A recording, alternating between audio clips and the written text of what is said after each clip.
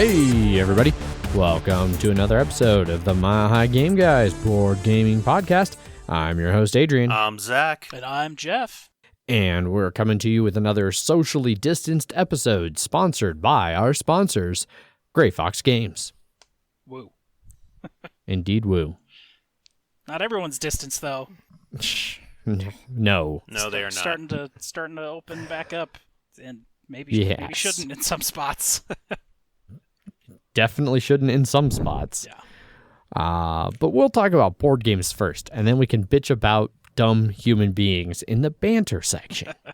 Because the board gaming podcast talks about board games first now. Yes. So, for what we've been playing, the three of us, again, played a game together. We're actually getting the hang of this, like, playing games remotely sort of thing. Not on Wednesday like we had originally planned, because we forgot that Jeff would be working during that time. Yes. Yes. The plans shifted. But we ended up playing on Friday. We played A Feast for Odin with the Norwegians expansion on Tabletop Simulator over on Steam. And it works really well. As long as you don't do something wrong, and then it's Yes. As long as you don't put things where specific other things are supposed to go. I still wonder if that's what the issue was. Well, I think what it is like with scripting, it works fine until it fucks up once, and then it has a real hard time readjusting. Yes, that's definitely true. So ours was Jeff happened to put his resources things onto the spot where the scripting would automatically pull the dudes back, and it was just like, I don't know what to fucking do with all this. So yeah, assuming that was the issue. I mean, that seems weird that, like, just having something in the way. Because I've seen it in other ones that it's done that. Other games, the scripting just doesn't give a shit. Like Terraforming Mars will throw that first player token on top of whatever shit you put in that spot where it's going to throw that. It's like some games don't give a shit about things being in the way, and other games do. But I mean, that's true. But also that one scripting that we had, if you had cards or something where it wanted to put your discard pile, then it would throw a fit as well. It would break that, yeah. But anyway, overall, but it had scripting a nice little button that was like return workers. So yes. I just spammed that at the end of every round. It was fine. Yeah, we were able to make it work. But we couldn't get our automatic card draw. Jeff, thanks a lot. Yeah, ruining everything, Jeff. Yes. But yeah, so we played we just did the 3-player game. We threw in a couple of the boards from some of the expansions, but didn't really play with any of the other expansion like tiles or things that they add. Yeah, there was a mini expansion 2 that's in there. I just ordered the physical version of that.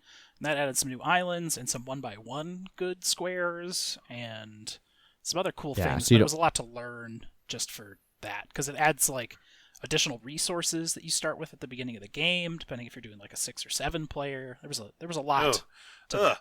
6 or 7 player, gross. Or 6 or 7 round. Sorry. Okay. Yeah. The regular game or long game is what I meant. Yes. Gotcha. I do like that it comes with 6 or 7 players. Feast for Odin. Yeah. Fuck. Like Caverna. Yeah, exactly. 7-player Caverna. Oh. Yeah. I do like Gross. that it the mod comes with like a couple fan expansions. Specifically, there is one that you basically can colonize the U.S. Yes. And you can either use it to replace your main board, or it's an island that you start with next to your main board, or it's a communal thing that everybody has to put something on. So yeah, you like cooperatively colonize the U.S. So when one person puts down a thing, everyone has to use the same shape and type, and then it goes on the board. Well, it's not even the same shape. It's just it has to cover the same amount of spaces. Oh yeah. So if you put down a 1x4, then everybody would have to put down a 4 amount of something, whether it's 2x2 or a 1x4 or like money or something like that. Yeah. I didn't read a lot into it, like how forced you are to do it. Versus you can't do it unless everybody agrees to do it. I think you have to, if everyone can do it, then you can. Okay. But yeah, so. But then everyone gets the bonuses, which they are grand. Yes, they are. As how large the United States is. But it's very angly, so especially like Florida in the south. It's a little weird. Yeah, it's something I think it would be worth trying at least the once. Yeah, I'd consider it. But how did you think the game went, Adrian? So the game went well. The scripting was really nice, even if Jeff did break it for his character only. Thankfully, it still mostly mostly worked for the rest of us. And really only the one aspect of the scripting, which was the returning pieces, broke for Jeff. You could still place them fine, which I think that's so. There's a couple things I really loved about playing Feast for Odin on Tabletop Simulator. That I think this might be one of the first games where there's at least some aspect of the digital implementation that I like better than playing in person. So far, almost every game I've played online, I've almost constantly been like, this would be better in every way to play in person. This might break that, and the two main things are just being able to click on the action space and automatically moving however many workers you need to place there. So like it's just like, oh, I need to put 4 over here. Click, boom, 4 go there. It's perfect. And it knows if you don't have enough workers to do that too, which is good. Yeah, it'll warn you. And it also like if you place in that like third row, it will draw a card for you. The spaces aren't fully scripted, so like you don't get it doesn't automatically give you resources other than that one card you get for placing in the third column. But and that's usually because you get a choice. Like whenever you're doing something, you usually get a choice of something, and so it can't make that choice for you. Yeah, I mean sometimes like some, I get it.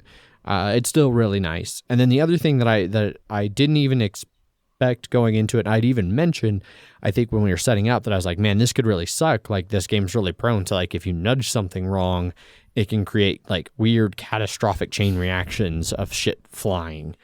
And I was concerned about that on the player boards because it's already pretty fiddly in real life, where if you bump your player board a little bit, it can kind of mess up, your little like not tableau, but your little like, tetranomino Tetris game you've got going there, polyomino Tetris game.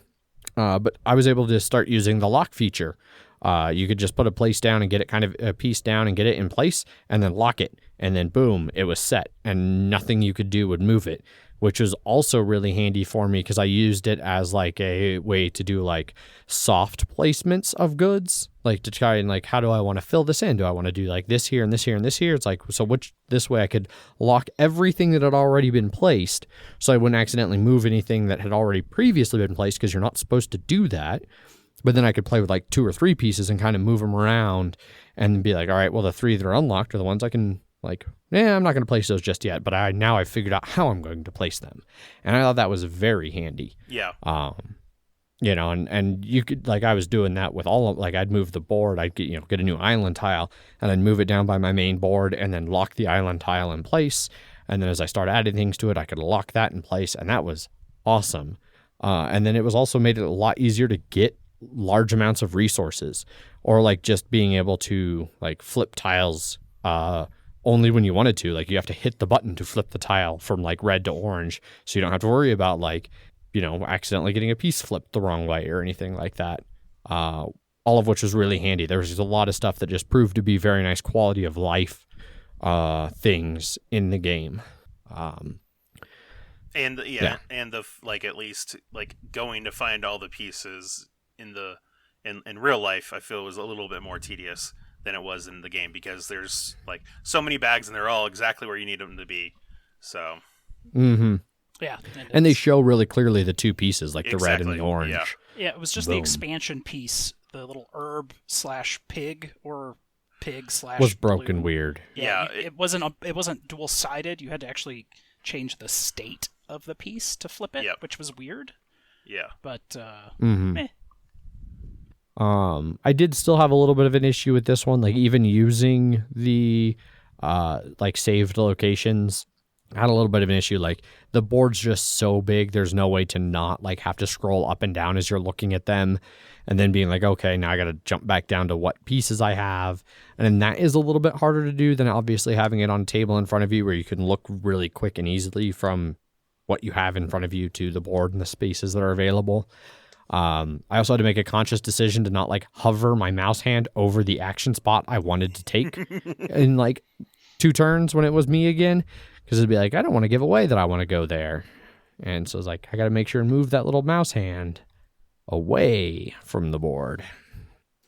But yeah, I enjoyed playing it all the way right up until the end, when I went from feeling like I was doing fairly well to realizing that I was going to get third yet again in a game of Terraforming Mars, or of Feast for Odin. I thought you were doing a lot better than you ended up doing. And I know afterwards, Jeff and I looked at your board and we were both like, man, there sure is a lot of money on that board. Yeah. And it was one of those, like, it wasn't that much. Like, I mean, or you mean like how much money I filled in on the board? Yes. How much money you used to fill with. Yeah. Yes. I thought you meant how many spaces were still open on my board. So I was like, it wasn't that many. No. It was only like 13 or so, yeah. No, it was just how many spaces you had to use money for to fill, and I feel like that's not a win. Well, we know it's not a winning strategy, but... It was only 5 points behind me, so I mean, it wasn't like it was a blowout or anything. No. Yeah, between third and second, yeah. Yeah, I don't know. Because like, I never felt like I was using money was always like, it's the end of the round. I have a bunch of extra money that I know I'm not going to use next round. I can use it to fill in this spot and unlock another, like, resource or something. And so it never felt to me like I was like, oh, I don't want to use my money, but I have to. So I don't know. Like, I also... Well, I think like there were at least 3 or 4 times that you failed rolls. And I felt like that hurt you a bit. Especially early. Yeah. Yeah, I failed hard on, I think it was the fishing space, like 2 turns in a row. And that sucked early. There was also something else that like kind of caught me early that didn't work out. I also, I had a really great pillaging card, and I didn't start pillaging until way late in the game. I should have been pillaging a lot. I should have made that much more of a priority. Like, Jeff kind of took the one ship early, because Jeff was first player. And he got a bunch of resources for almost all of the game. You took a bunch of resources off the mountain tiles, and then you went and got like the raiding vessel, and then I just kind of fell behind in that and like started going down a different path. And then sometimes in games like that, once you start going down one path, it's really hard to be like, okay, now I'm going to go get my raiding ship. You just want to kind of keep going the way you've been going. This game was a little bit frustrating that I ended up doing so poorly in the end, because I focused. Like, the last time I played, I remembered the struggle of like trying to fill your board, and like, sometimes like, oh, I can't get another board yet, I have to fill my own board first. And I remembered that at the end of the game, we'd looking around, like, you guys had done better about having your sideboards filled and having sideboards and getting them early. And it was like, oh yeah, that's right, if you get the sideboards and you start filling them early, they're extra income, they're extra resources, all these other things that like snowball and actually end up helping you in the long run. You just have to get those early. And so I tried to do that this game, and it backfired drastically. Yeah, I think part of it comes down to what islands you choose, because it's definitely, all the islands are not the same. There are definitely some that are not as good as others. For sure. Yeah, and obviously some of them are based on when they come out in the game. If because they're on the opposite sides. But there's like some of those early ones are just, it's a lot of work for not that many points and not that much money.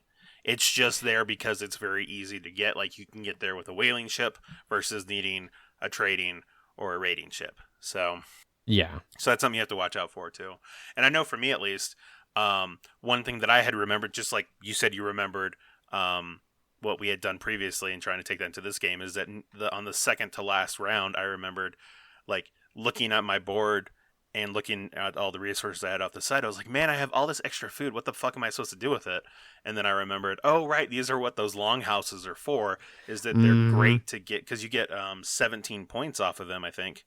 Or no, 15 points, but you have to fill it, but you can actually use food, the yellow or the orange and the red food, as well as other things, but you can use them to fill in a lot of those spots. And I had 2 of the 3x3s that I was able to like grab the long house and immediately fill up like 2/3 of it just with those 2 and like a 2x3 as well. And I was like, well, shit, that's just a bunch of extra points I just got now too.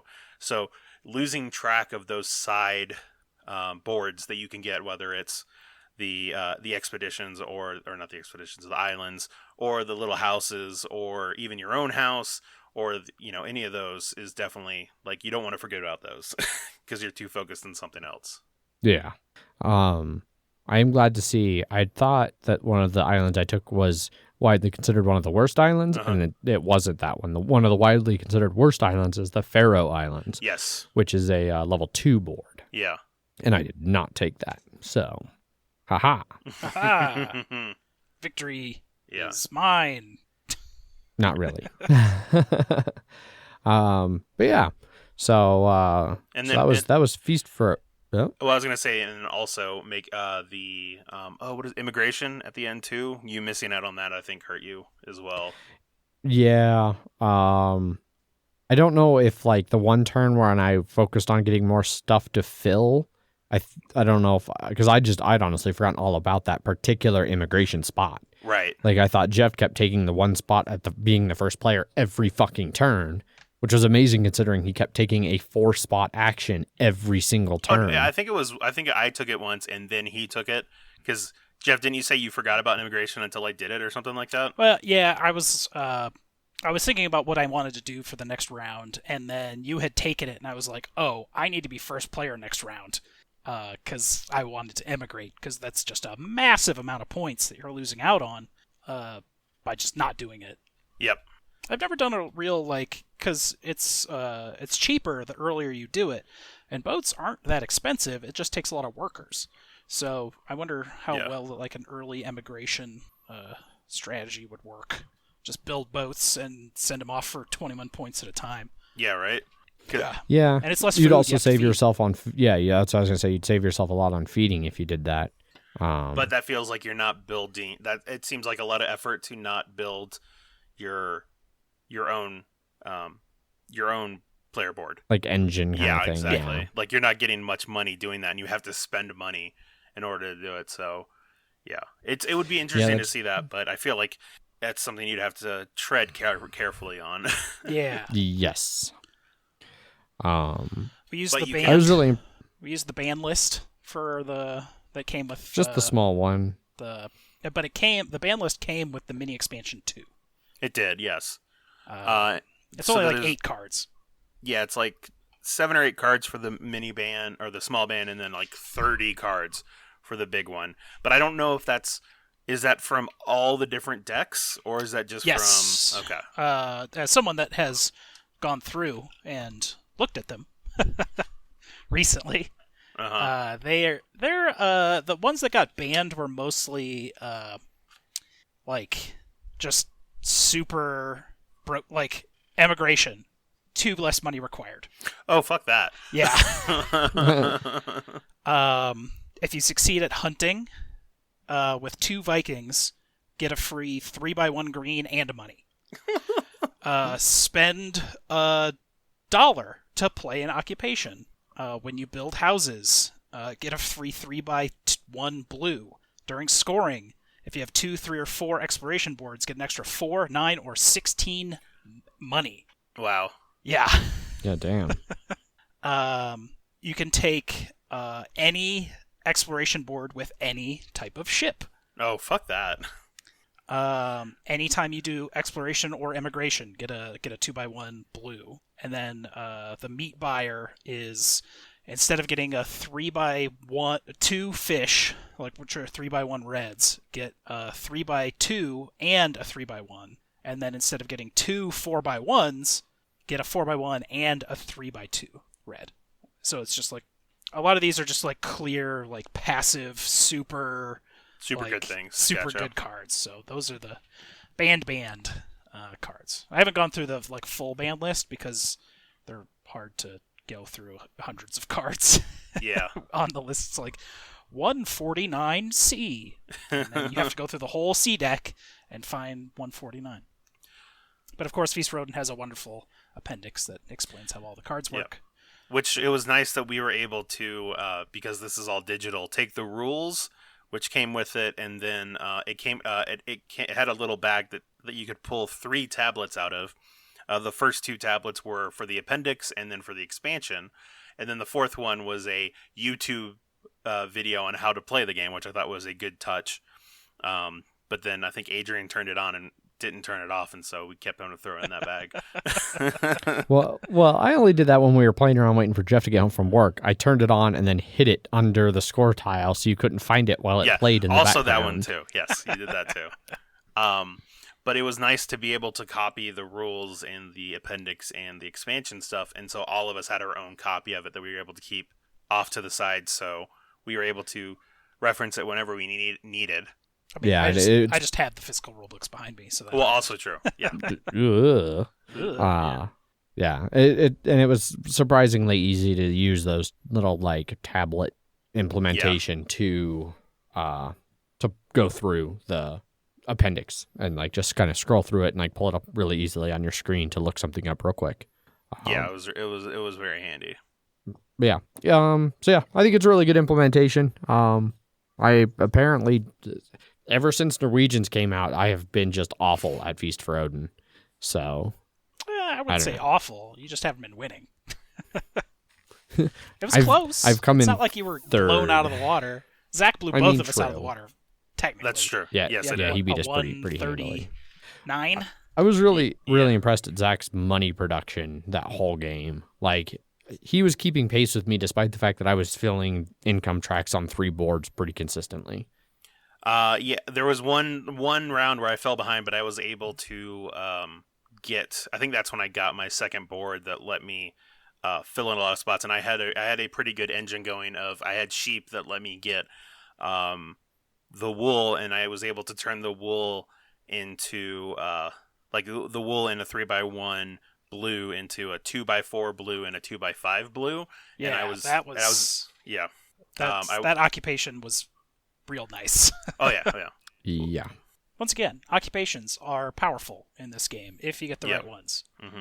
Well, one of my favorite things on Norwegians is that if you have bad expansions, you can still play them and then just get the victory points instead. And so that's what happened. This one is that twice I was like, well, I don't have any good occupations, so I'm just going to discard this one and take 4 points, and then take 4 points. And so I was able to get like 17 or 18 points from occupations from that too. So yes, 17 points in fact.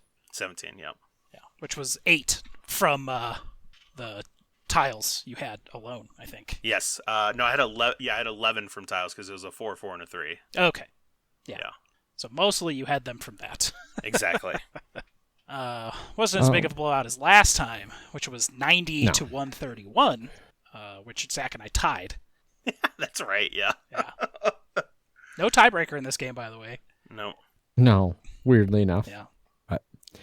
But, so that was our game of Feast for Odin with Norwegians. Yeah. Even if I had gotten a longhouse, that would have put me like another 15 points. So I would have been closer to Zach, but still nowhere near. So yeah, Feast for Odin. Still a good game.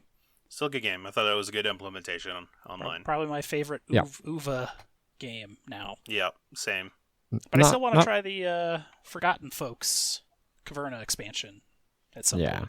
Yeah, Feast is like maybe in my top 5 UVAs. I like it, but he's got a lot of good ones. Aside from that, the only other board game I played was a half a game of Terraforming Mars. Why would you only play half a game of Terraforming Mars, Adrian?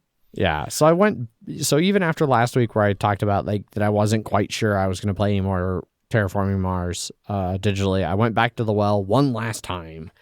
I brought in people who I don't normally play Terraforming Mars with and who I didn't think would, pick on me, and just to give it one more shot, completely different group, make sure there was no other things getting in the way of enjoying the game. And so we agreed on a time to play, which was Tuesday at I think we were starting at 6:30. So we did a 5 o'clock chit chat with a bunch of people from Slack. That was supposed to be 6, and I talked them into bumping it up to 5 so that I could actually participate because I knew I had this Terraforming Mars game. And so we all got on at 6:30 to play, and I fired up the tabletop simulator, And I was like, all right, guys, send me your Steam friend code so I can invite you. And they did. And I sent the invites out. And the one guy was like, okay, well, just a second. I got to install my tabletop simulator. Oh, no. I was like, oh, boy. And so he got it installed and loaded up. And then one of the other people was like, so can we go over how to play Terraforming Mars again? Oh, like, no. Oh, no. Oh, no. So yeah, so and so you said you were playing with 4 people, including yourself? Yes. Okay. So it was a 4-player game. And on 4 machines, right? No. 4-player game on 3 computers. Which turns out breaks all of the scripting. So I worked really hard while we were doing the chat. Beforehand, I worked really hard on implementing, going into other mods and pulling things around. And I pulled the Prelude deck and a bunch more project cards and things. Pulled them in from other expansions so that base scripted mod of Terraforming Mars I could play with the Prelude cards and some of the other cards from other expansions that would work without the full expansion.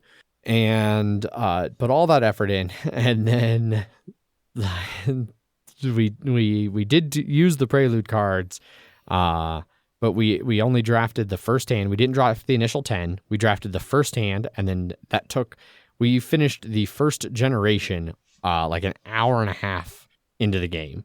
And I was like, all right. And one of the other people was like, maybe we shouldn't draft. I was like, yeah, you're probably right. Because the pass left, pass right did not work because the way 2 people were sharing one computer and kind of doing a hot seat where they'd switch colors, because all of the scripting only saw 3 players and treated it like a 3-player game, which is fucking things up. Yeah, because a good amount of tabletop simulator stuff I've seen have tied player count to people being in seats versus a static 2 players versus 3 players. Yes. And so that's how this one was.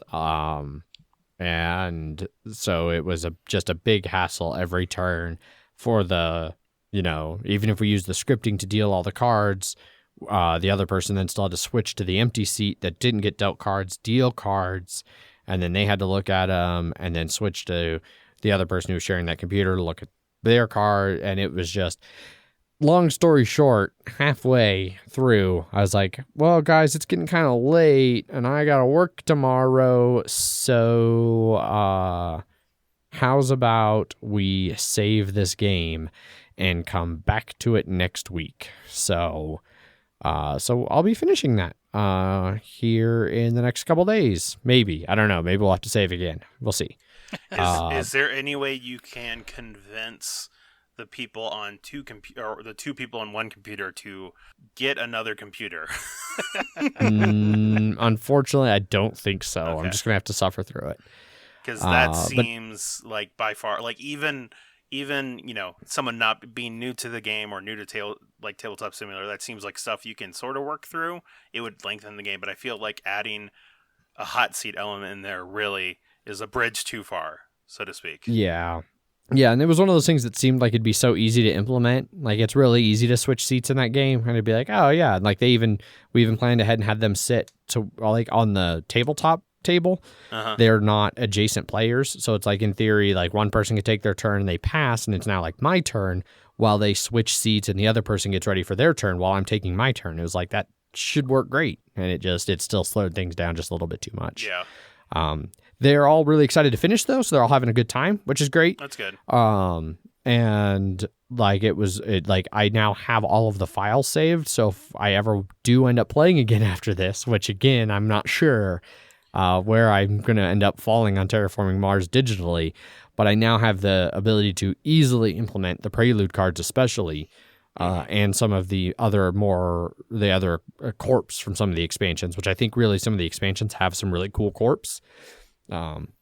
So I have the ability to really easily add that into that base scripted mod. It was super easy once I figured out how to do it. It was oh yeah, that's good. Barely an inconvenience.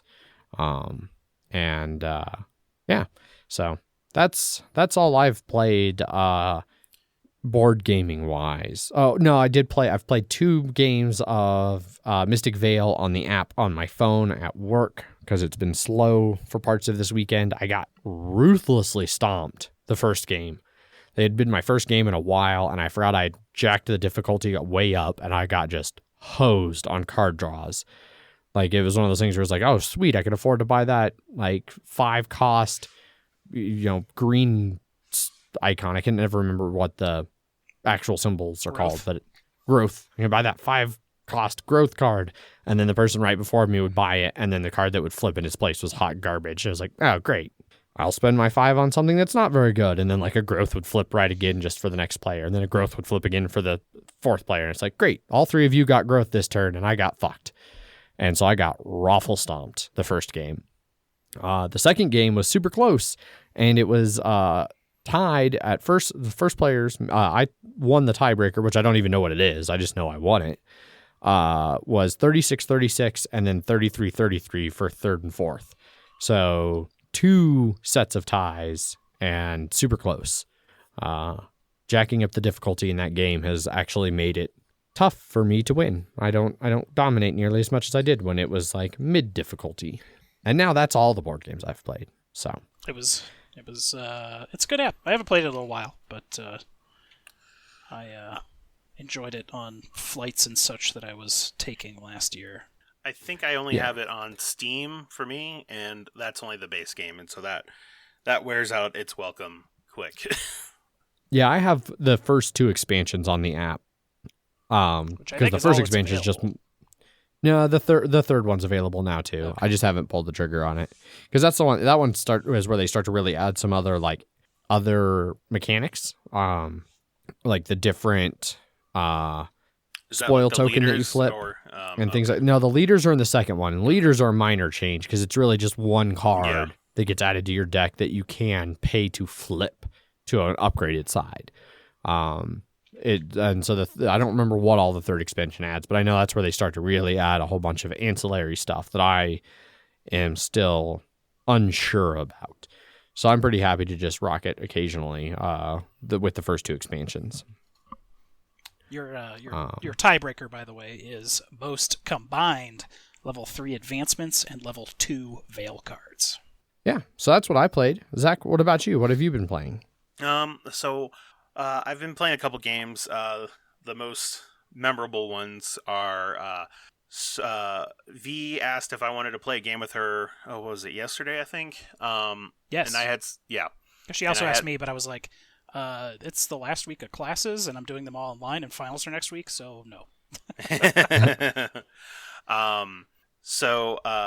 She had said that you and her and somebody else tried to boot up Canvas. Yeah, because we saw on that Kickstarter it was 2-player, or it was on Tabletopia, but it is only 2 players.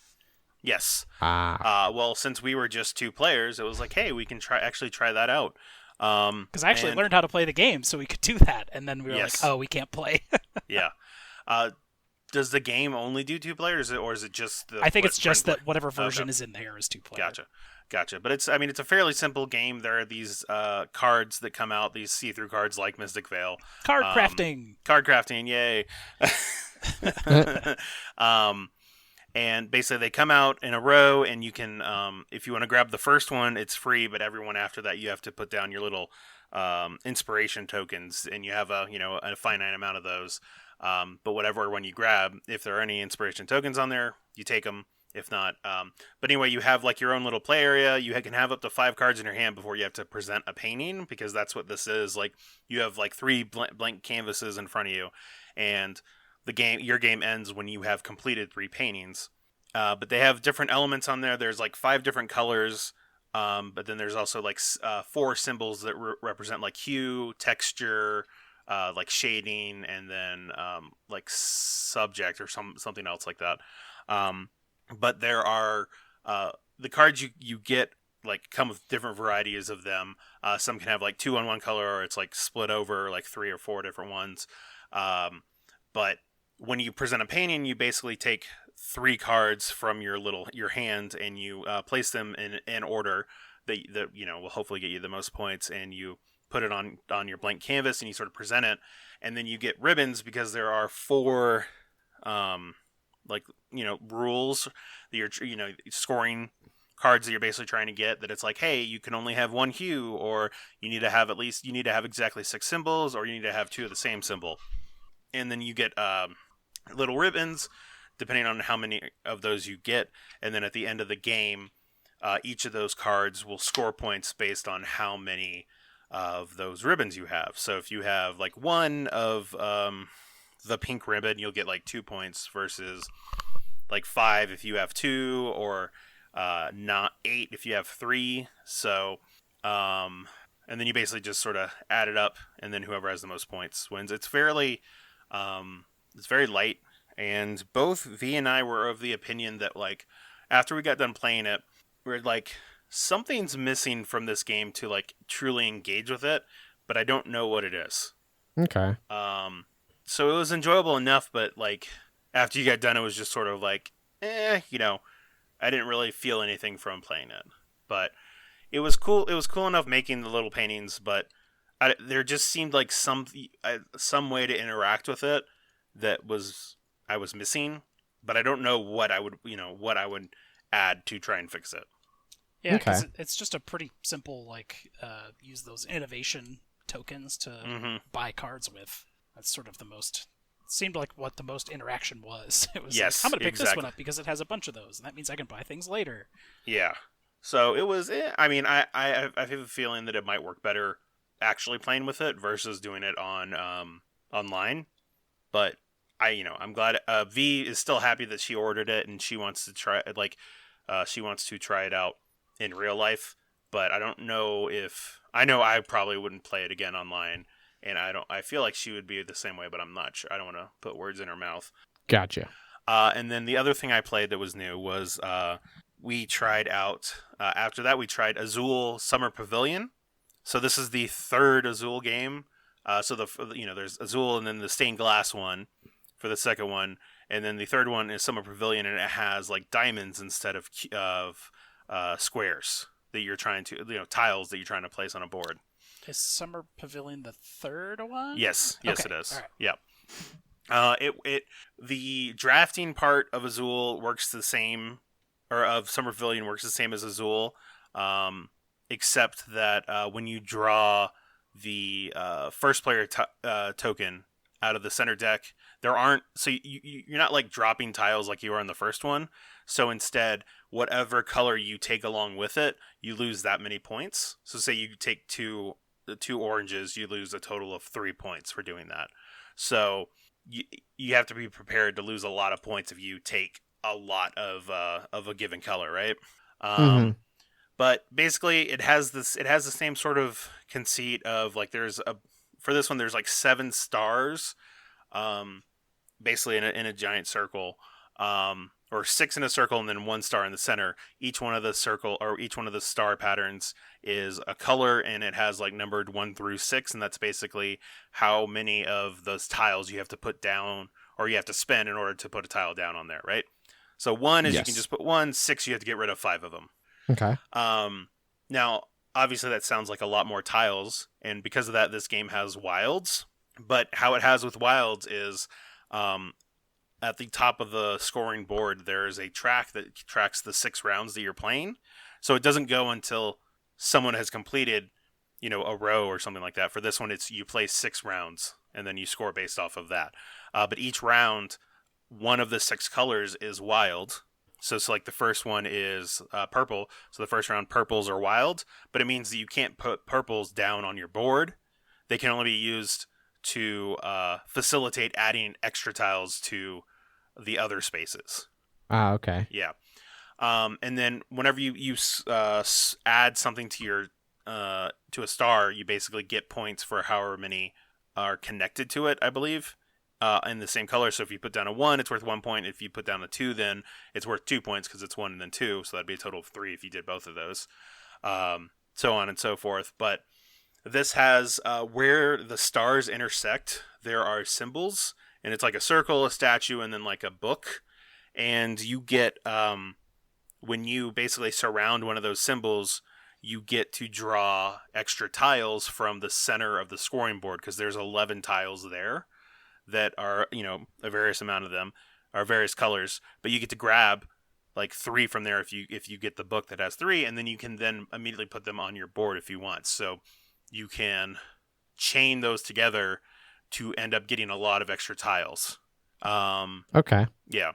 And then you can save 4 tiles around your boards, like to go into the next round. So say you had those purples, but you didn't want to use them for wilds, but you had like 3 of them.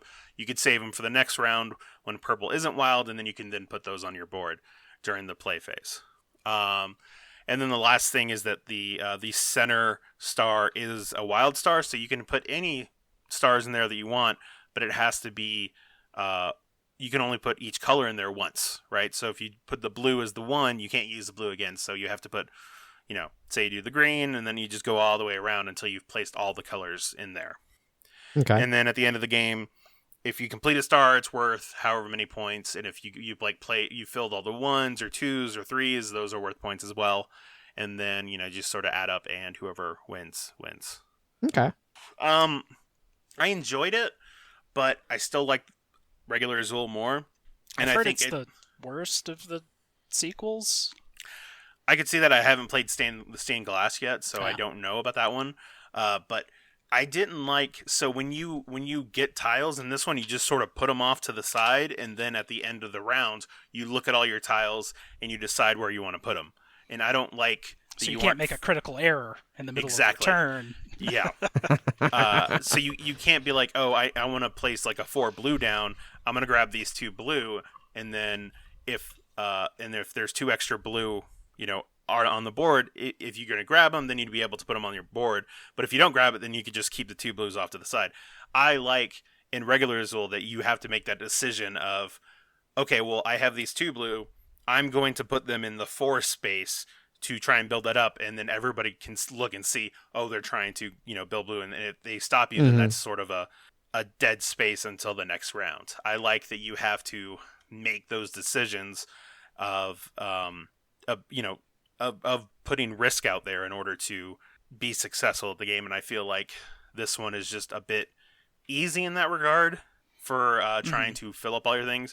And then also, I can definitely see if you're playing with 3 or 4 players, with all the extra tiles that you're grabbing from the center, that has to be based on turn order, that I can see it taking a lot longer. Yeah, I could see that. But yeah, overall, I just didn't get... and it also, I feel like it's a lot harder to score, at least when you're adding all the things on there, because I feel like you can only add 1 a turn, 1-1, 1-2, 1-3, 1-4, and 1-5 at most in Azul, so you can sort of add those all together, whereas this one is like you're adding things, and then you're like, oh, okay, well, I get these tiles, I get to put them here, now this will let me add, and it just felt like it was complicating the score. So, okay. Yeah. So I still prefer the first one. I would try the second one, but it sounds like regular Azul is still the one to play if you want to play Azul. And it did feel like Azul, but it also still felt distinct enough from it, I guess, that I could see if you did like both, I could see wanting keeping both in your collection. Gotcha. As someone that saw Cool Stuff Inc. booth at PAX Unplugged, that was wall to wall those 2 versions of Azul. I could understand. Yeah. I just don't. I don't know.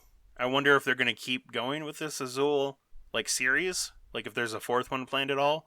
But I feel like as it is right now, I'm sure there is. But as of right now, my track record is, the first one is still the best. Yeah. Right on. Jeff, what about you? What have you been playing? The only thing I've been playing that we have not talked about yet already is I did some solo Gloomhaven-ing to check that out. I've heard it was really good on Tabletop Simulator, and I'm close to just wanting to pull the trigger to try and get through a campaign solo so I can figure out the story. It's an interesting game solo. I mean, it does scale very well. It's been an extremely popular solo game. I went with... I know there's a Frosthaven, a couple there's a couple modules in there for it, but I wanted to just try and dig into the actual campaign. Did the first scenario. It went really well. No real complaints. I did a new character. I did the Tinker, which I hadn't seen played besides Adrian's one and only game that he has ever played, Gloomhaven. Aww. But yeah, it's implemented extremely well. It is definitely a very, very good version if you want to play Gloomhaven. What's cool is that you actually, so all the shit is on a table, but the table is the map, which is cool. It's it's Gloomhaven. I sort of want to. It's hard for me, like most like RPG video games, to like want to play them again because I have played them and I remember the story and I'm not in it for like I want to experience that story I've experienced before. But now I'm wanting to get in. But it's like I lost my save and now I have to play it again to get back to where I was. And normally I just never play it again. It's like, oh, save's gone. Guess I'm never going to play that again. No, I get that. I was had that same thing with Divinity Original Sin 2. Of like me and my friend played like an hour and a half of it, and then he stopped playing. And it was like, okay, well, I guess I can start my own solo thing. And then like 5 minutes, and I was like, oh, I already know all this story. I don't feel like playing it now. Yeah. So yeah, Gloomhaven. I'm sure people online have talked about it many, many times. That it is very good on Tabletop Simulator to play solo. It goes faster, which is always a benefit of Gloomhaven. Yep. That's why we automated all of the monster pulls and decks and stuff with that Gloomhaven Town or Gloomhaven whatever.com website. It was very convenient table space saver, that's for sure. And after using that in the last time that we played it, I was trying to remember exactly how monsters worked because it was all automated. Mm-hmm. So, well, and you have to remember it's like monsters or it's like right, how the actual monsters function versus how they how like line of sight and stuff like that works. I mean, I got that stuff. It was just sort of like I was like, oh yeah, these cards that have the numbers on them, and oh yeah, there's like most of this game is the monster cards. Yes, bulk wise, I should say. Yep. So fooled around with a little Gloomhaven. I want to try a little more, but time has been thin between work and finishing up class. That's understandable. Yep. And then Blood Bowl. But we'll get to that. Yeah. Always time for Blood Bowl. Supposedly. Right on. Well, that wraps up what we've all been playing board game wise, albeit still pretty much all digitally. So, yeah. I think Megan and I, if it's stormy tomorrow, we're going to play a board game. If it's not, we're going to go on a hike because we want to get out of the house. Understandable. But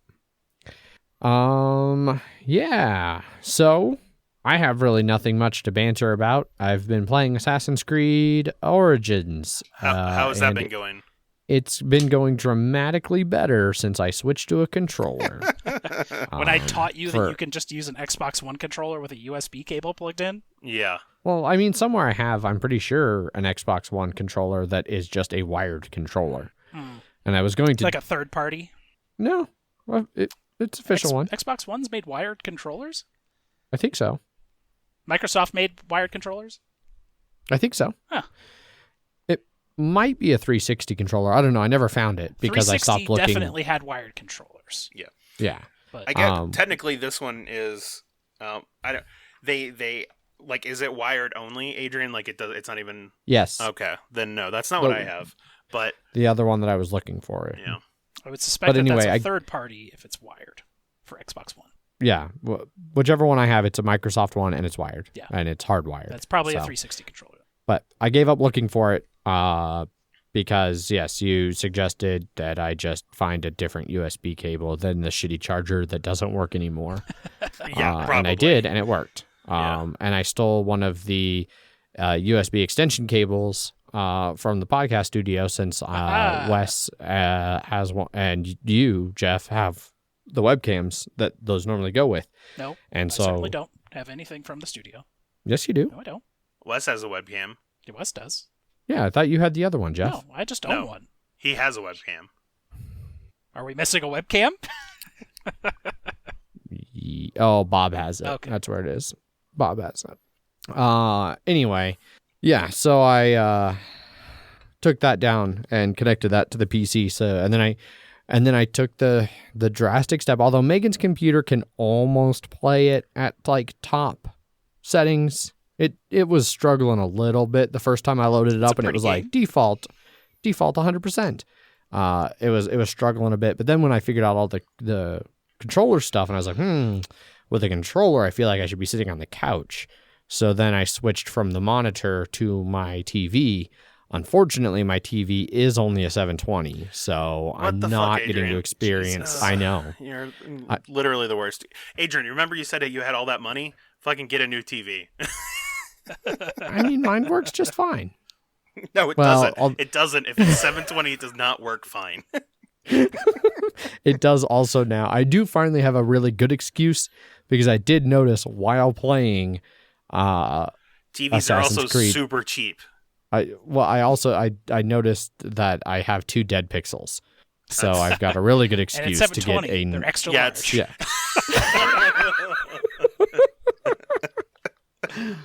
All of that being said, despite playing on a 720 TV with 2 dead pixels, it is a very pretty game. It is a lot of fun. Question: Did you make the mistake of accidentally going into an area that was way too high level for you? Not.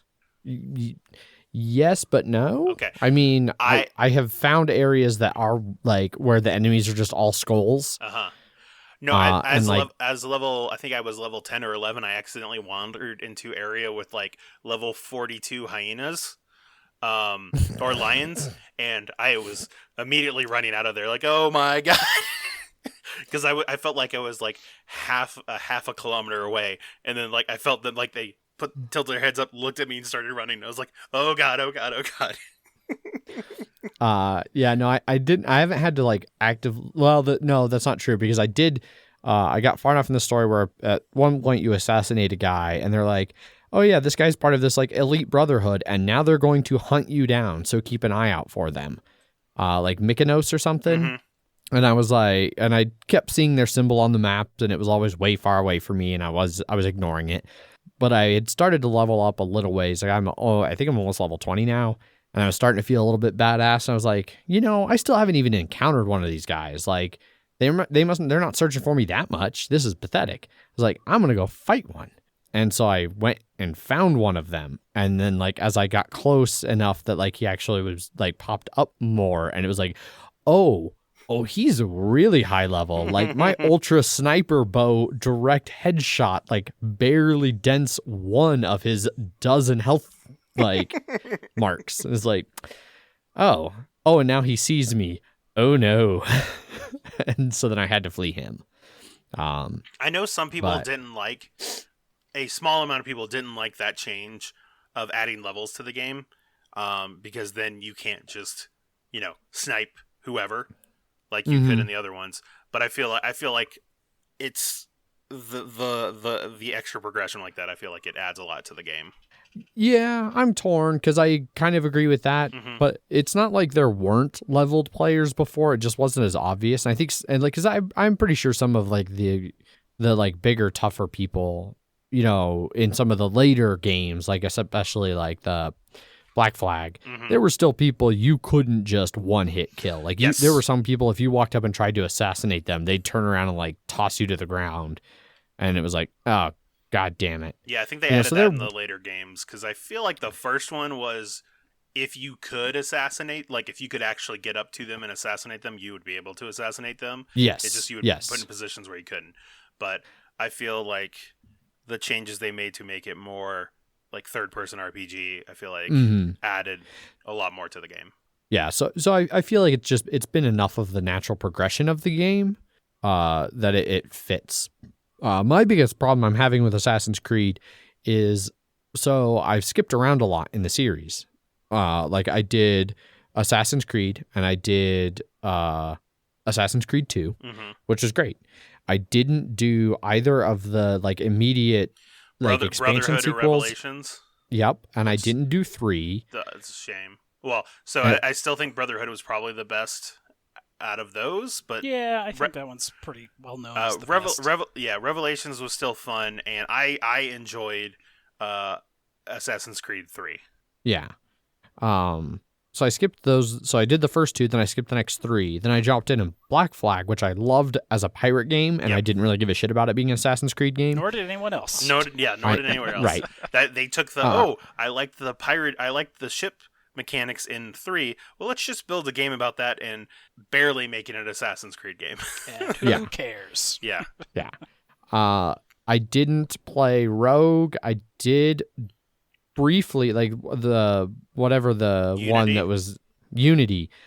Somewhere I had Unity because I've played it, and it was like, oh god, I'm tired of seeing just 1,000 fucking Uplay notifications everywhere, and I shut it off and I never went back to it. And then I hadn't played anything again until you'd raved enough about Origins that I threw it on my wish list, and it finally got cheap enough that I was like, all right, yeah, I'm going to pick it up. I am still really frustrated. I finally figured out how to turn it off, but I spent a good chunk of like the first couple days of playing it where I couldn't figure out how to turn off the little, on the big map, the indications for like other people's stupid fucking photos that they take. Like I hate every attempt to put any kind of social shit into a game that isn't opt-in. Like, I don't want to have to opt out of that shit. And it was really frustrating because some of them, like you had the scrolls you find that give you like a vague description of where to go. Every fucking asshole takes a picture of where they found the thing. So I go to my map to start looking at the region. And it's like, oh, I bet it's right where that fucking photo is in the middle of the map. And I'd get there. And it's like, yeah, that's exactly what it is. Yeah. Son of a bitch. Thanks for, that random, Dick Lick 69 fucking Xbox or PlayStation tag. Yeah, unfortunately, that's pretty much systemic in a lot of in so many games where you have any amount of exploration, like you have so many things like you can for WoW and stuff like that. You can get mods that'll tell you exactly where to go for every single fucking thing, and be like, you have to go here, pick this up, go here, and it's a little frustrating. But those at least you can opt in or you can opt. Yeah, I finally figured out how to cycle through the different. Like what is shown on that big map. Right. And one of them is no photos. And I was like, oh, thank God. Like one of my first experiences with really hating that, and I know some people loved it, so I'm not surprised it's become such a thing, but like Dark Souls back in the day where there were like the ghost messages from other players.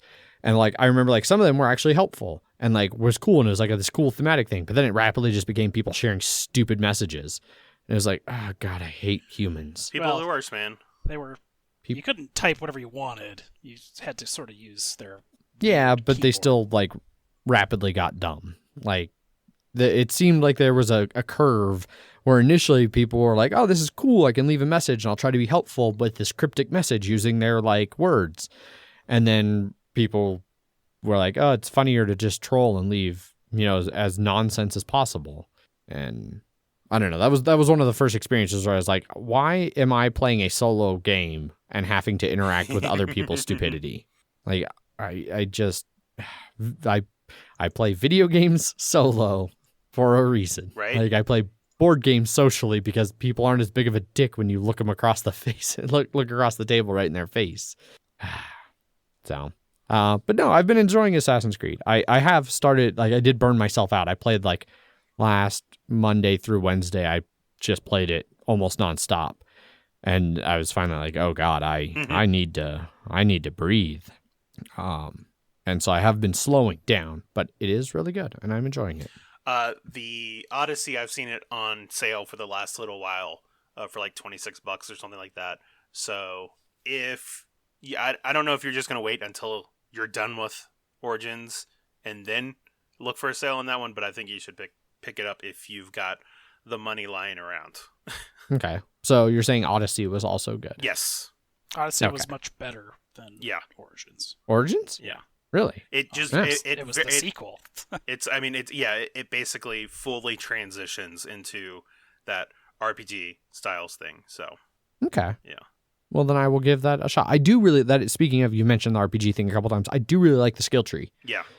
I'm really enjoying the skill tree. Although it seems like you level up just obscenely easy. Like you're just constantly leveling. Like, which on the one hand I appreciate, because sometimes I hate games where it becomes like a super grind to level, and I've never felt like I had to grind to level. Yeah. It's like just playing the game and occasionally running and doing like, oh, that looks cool over there. Let me go investigate. Oh, it's a bunch of hippos. Let me kill all these hippos, or like shit like that.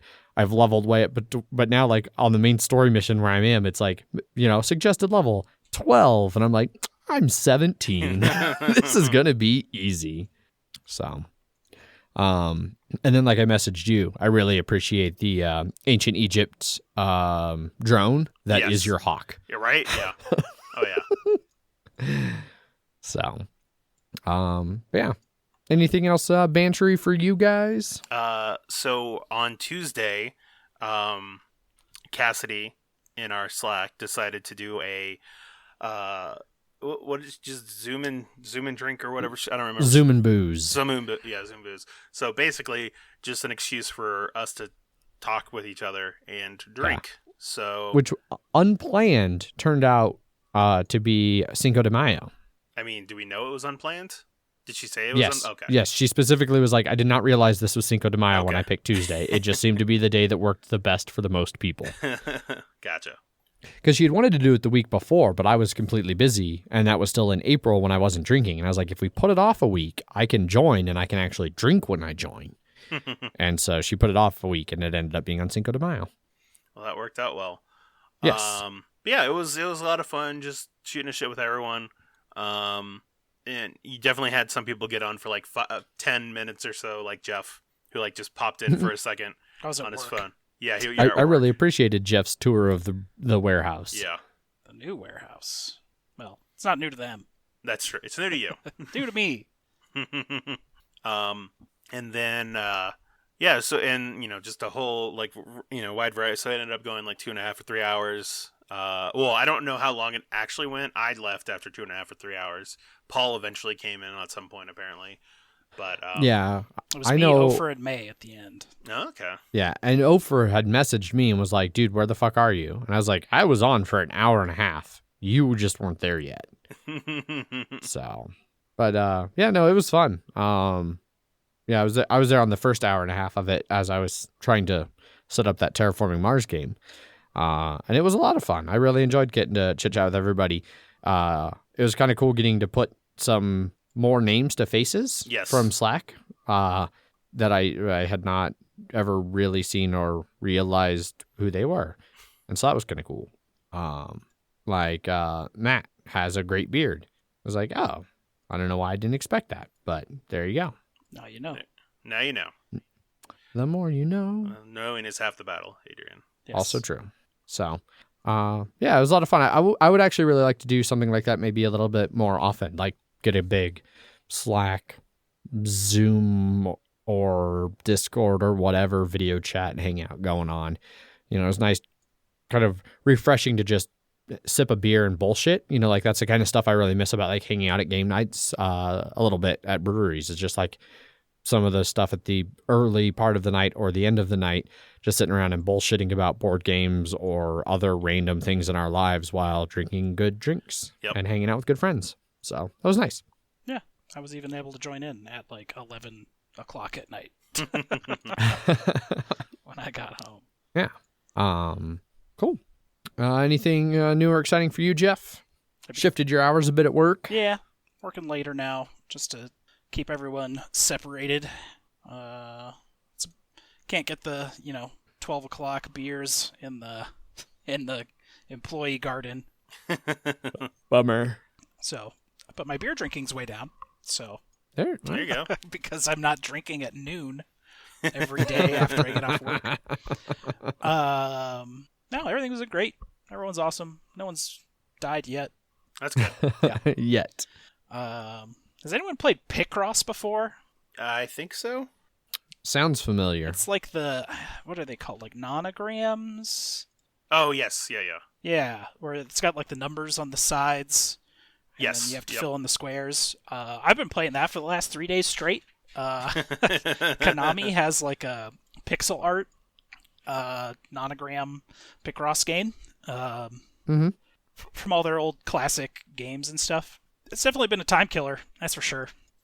Nice. Yeah, nice. Something easy to play. So I'm getting real good at nonograms.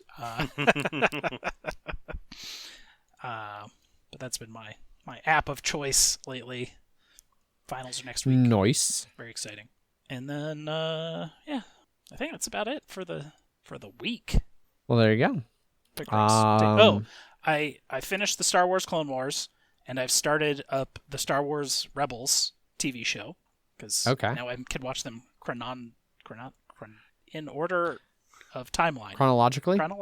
Yeah. Yes, chronologically. But not as it was a release. So it released years ago because it was the series that came out after the Clone Wars was canceled when Disney bought LucasArts or Lucasfilm.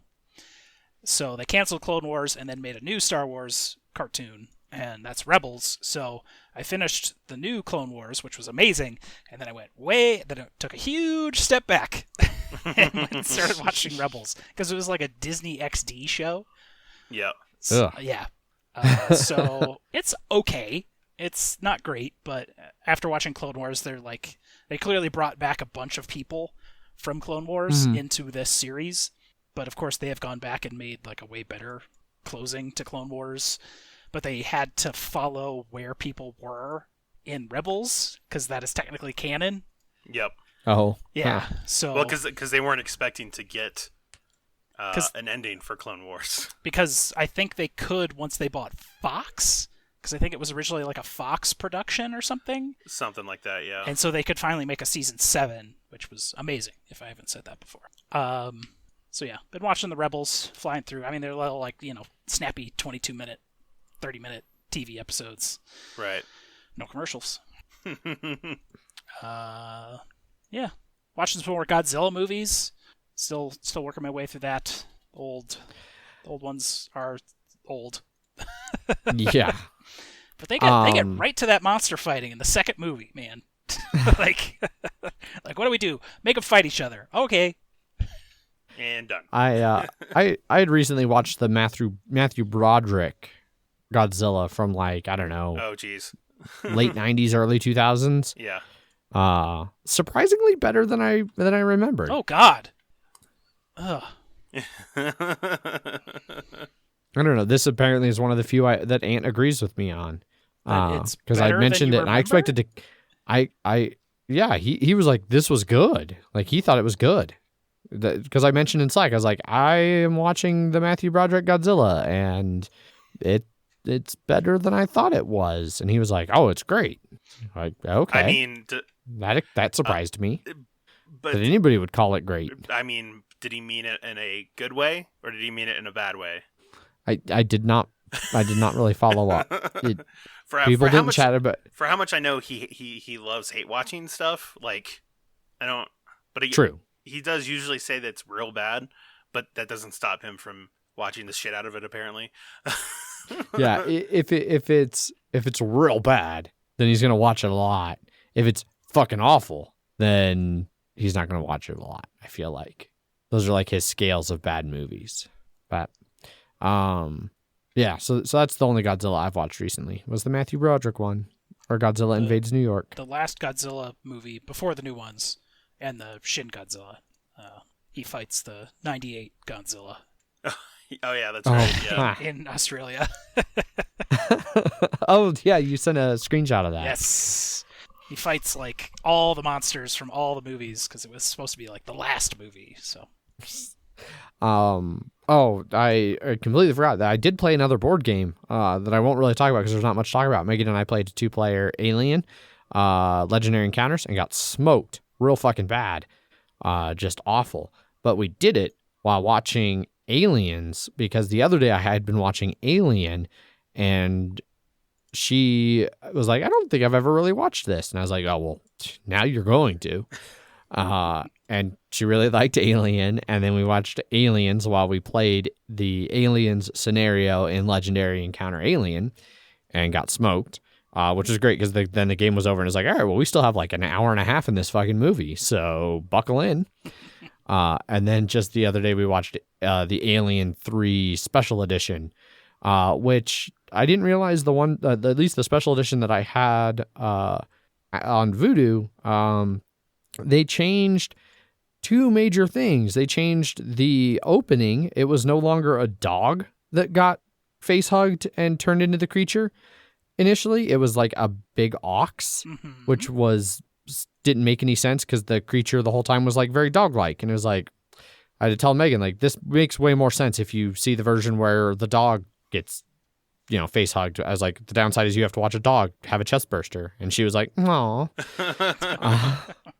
And then at the very end, when Ripley dove, fell backwards into the furnace, in the version that we were watching, the chest burster wasn't bursting out of her chest. She just crossed her arms and fell back into the furnace and was like, that's just the movie. And it was like, well, what the shit? I liked the version where she was like holding on to it. Like, no, you're coming with me. So I was surprised that the special edition changed, especially the ending, which I thought was like one of the best parts of the movie, was her holding that alien and taking it to its death. So I don't know. Alien spoilers. Yeah. If you have not seen Alien 3, that came out in sometime in the early 90s, then I don't know what to tell you. That would be 92. Yeah. She was then asking me about all the rest of the alien, because I was like, yep, and that was supposed to be the end of the series. Like, Ripley died a noble sacrifice. The aliens were gone. That was supposed to be the end. And she was like, how many more have there been? I was like, almost a half a dozen. To be fair, there was only one after this one, and she was a clone. The other ones took place before this. Yes. So, well, and technically, oh no, because the other ones would still also be prequels, even if they don't make any fucking sense now. Correct. The Alien vs. Predator are clearly not in the timeline. Yes. No, I was thinking Mr. for a second that the Alien movies Mr. were like Predator. I was thinking the Alien movies were like Star Wars, where it was a long time ago in a galaxy far away. And I was like, wait, no, they're way in the future, so Yeah. never mind. Yep. And tied with the Blade Runner series. Yes, loosely.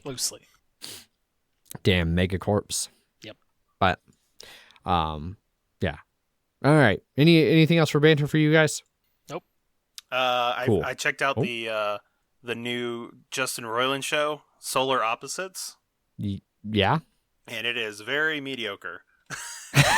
It's been enough to turn on, like while I'm eating or something like that. But it is not. I mean, I feel like most people know that like a lot of the strength of the writing comes from Dan Harmon in Rick and Morty. I would agree. And Justin Roiland is there for like the manic energy, and then also obviously voicing Rick and Morty, the titular or eponymous, I think is the better word for that one. Sure. Yeah, having him on or watching this show, there's been some funny stuff, but it's still like you definitely like watch it and you're like, this is just ridiculous and not great. So, I mean, check it out. But if you watch the first episode and you're like, I wonder if it gets better than this. No, it's about that. Yeah, it seemed like it was like, hey, this is the Rick and Morty animation style. Yes. With the Rick and Morty voices. Yep. But just like how all of his stuff that he's done on the side, I find extremely off-putting and annoying. Like, he had that VR game, Accounting Plus. Yes. And that was just mediocre.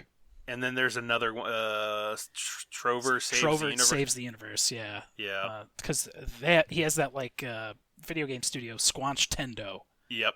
Yeah. Ugh. And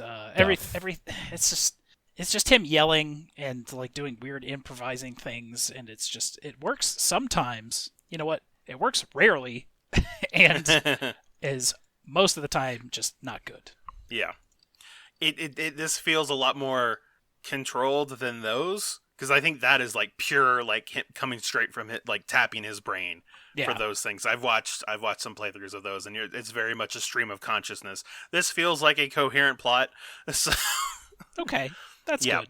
That's good. Yeah, but because it's by him and somebody else as well. I forget who it is, but it's like I said, some funny stuff, but it's still very much it's not a replacement for Rick and Morty if that's what you want it to be. So yeah, but that's it for me now.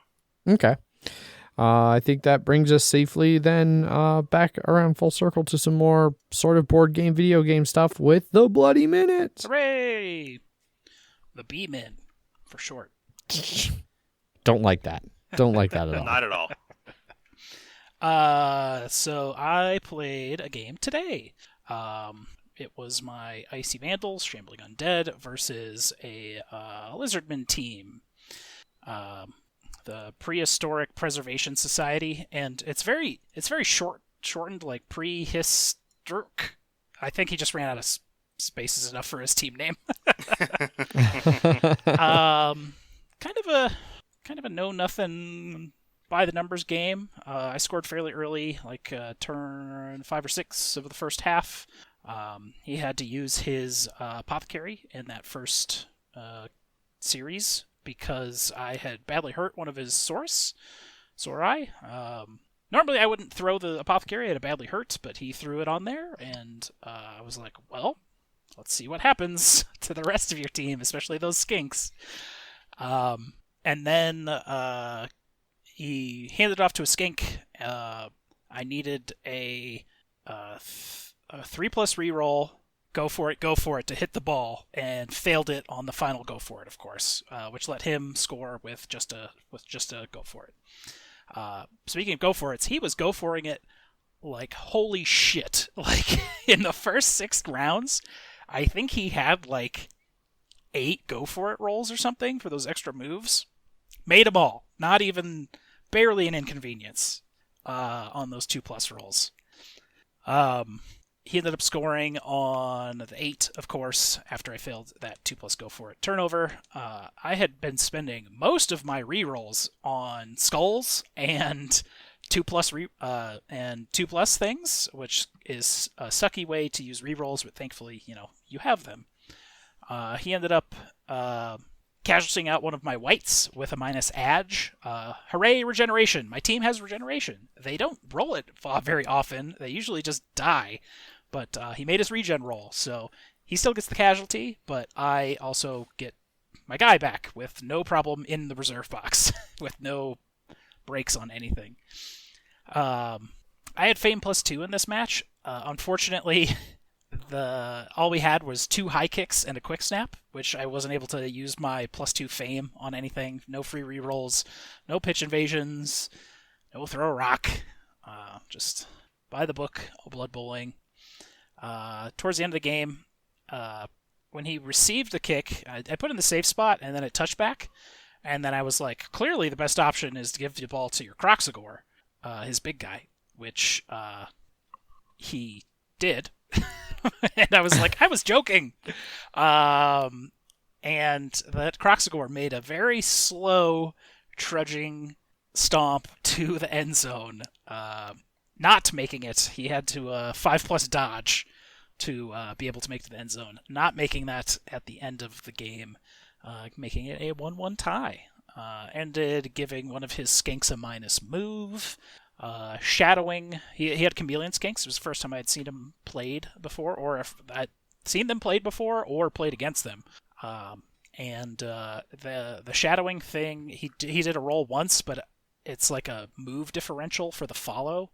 And it was a move 7 guy moving away from him, so he failed immediately, and so that was the only time shadowing ever even happened, and it never passed, so they never able to use their pass block.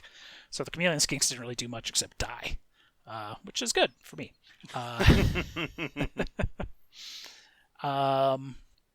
And then at the end of the game, I got 90k in winnings, which is the maximum you can possibly get, because you roll a 6, you have +2 Fame, and you either win or tie for the extra 10.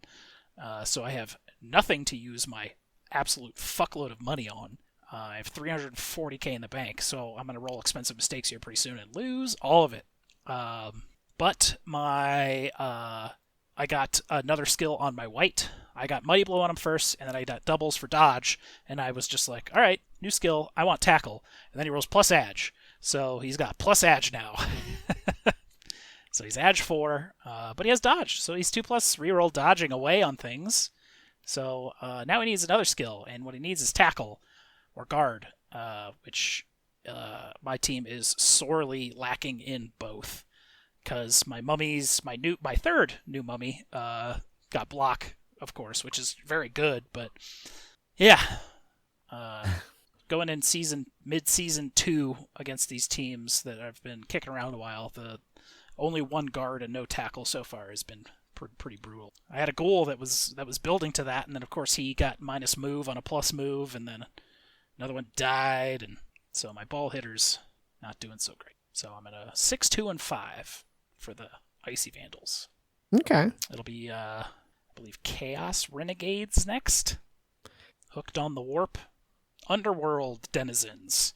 They're like Skaven, Goblins, and a Troll. It's an interesting team.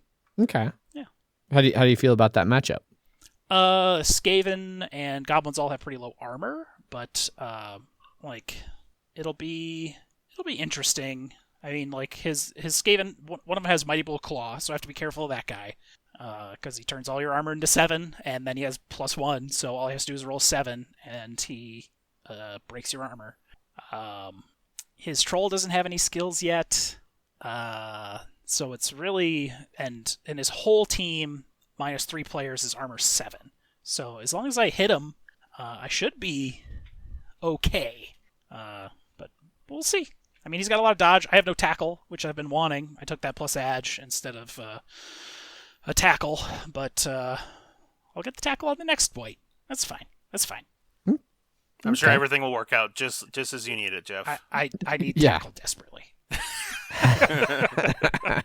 They're just going to keep taunting you with other skills that you're like... I'm going to keep rolling doubles and things and stat ups instead of a regular fucking skill.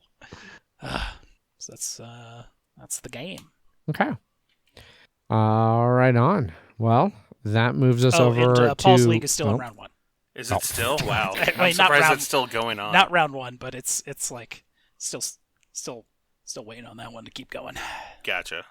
Okay. Well, I think that moves us over to some news and Kickstarters. At least one of those things. Yep. First up in news this week, a new thinky filler, which is Adrian's favorite term, has been announced with Vital Lacerda and Eagle Griffin Games. Mercado De Lisboa. So Mercado De Lisboa is a new game that Vital Lacerda is working on along with Julian Bombo. And it basically takes the city building aspect from Lisboa and makes it into its own little smaller side game. So Vital clearly saw how well it was working for Uva to take one aspect out of his popular games and then revamp it into a small little box and shove it out to make even more money. And now he's doing that with this one. Essentially, the different players are taking turns opening stands and restaurants, bringing in customers to try and like fill this little common market area.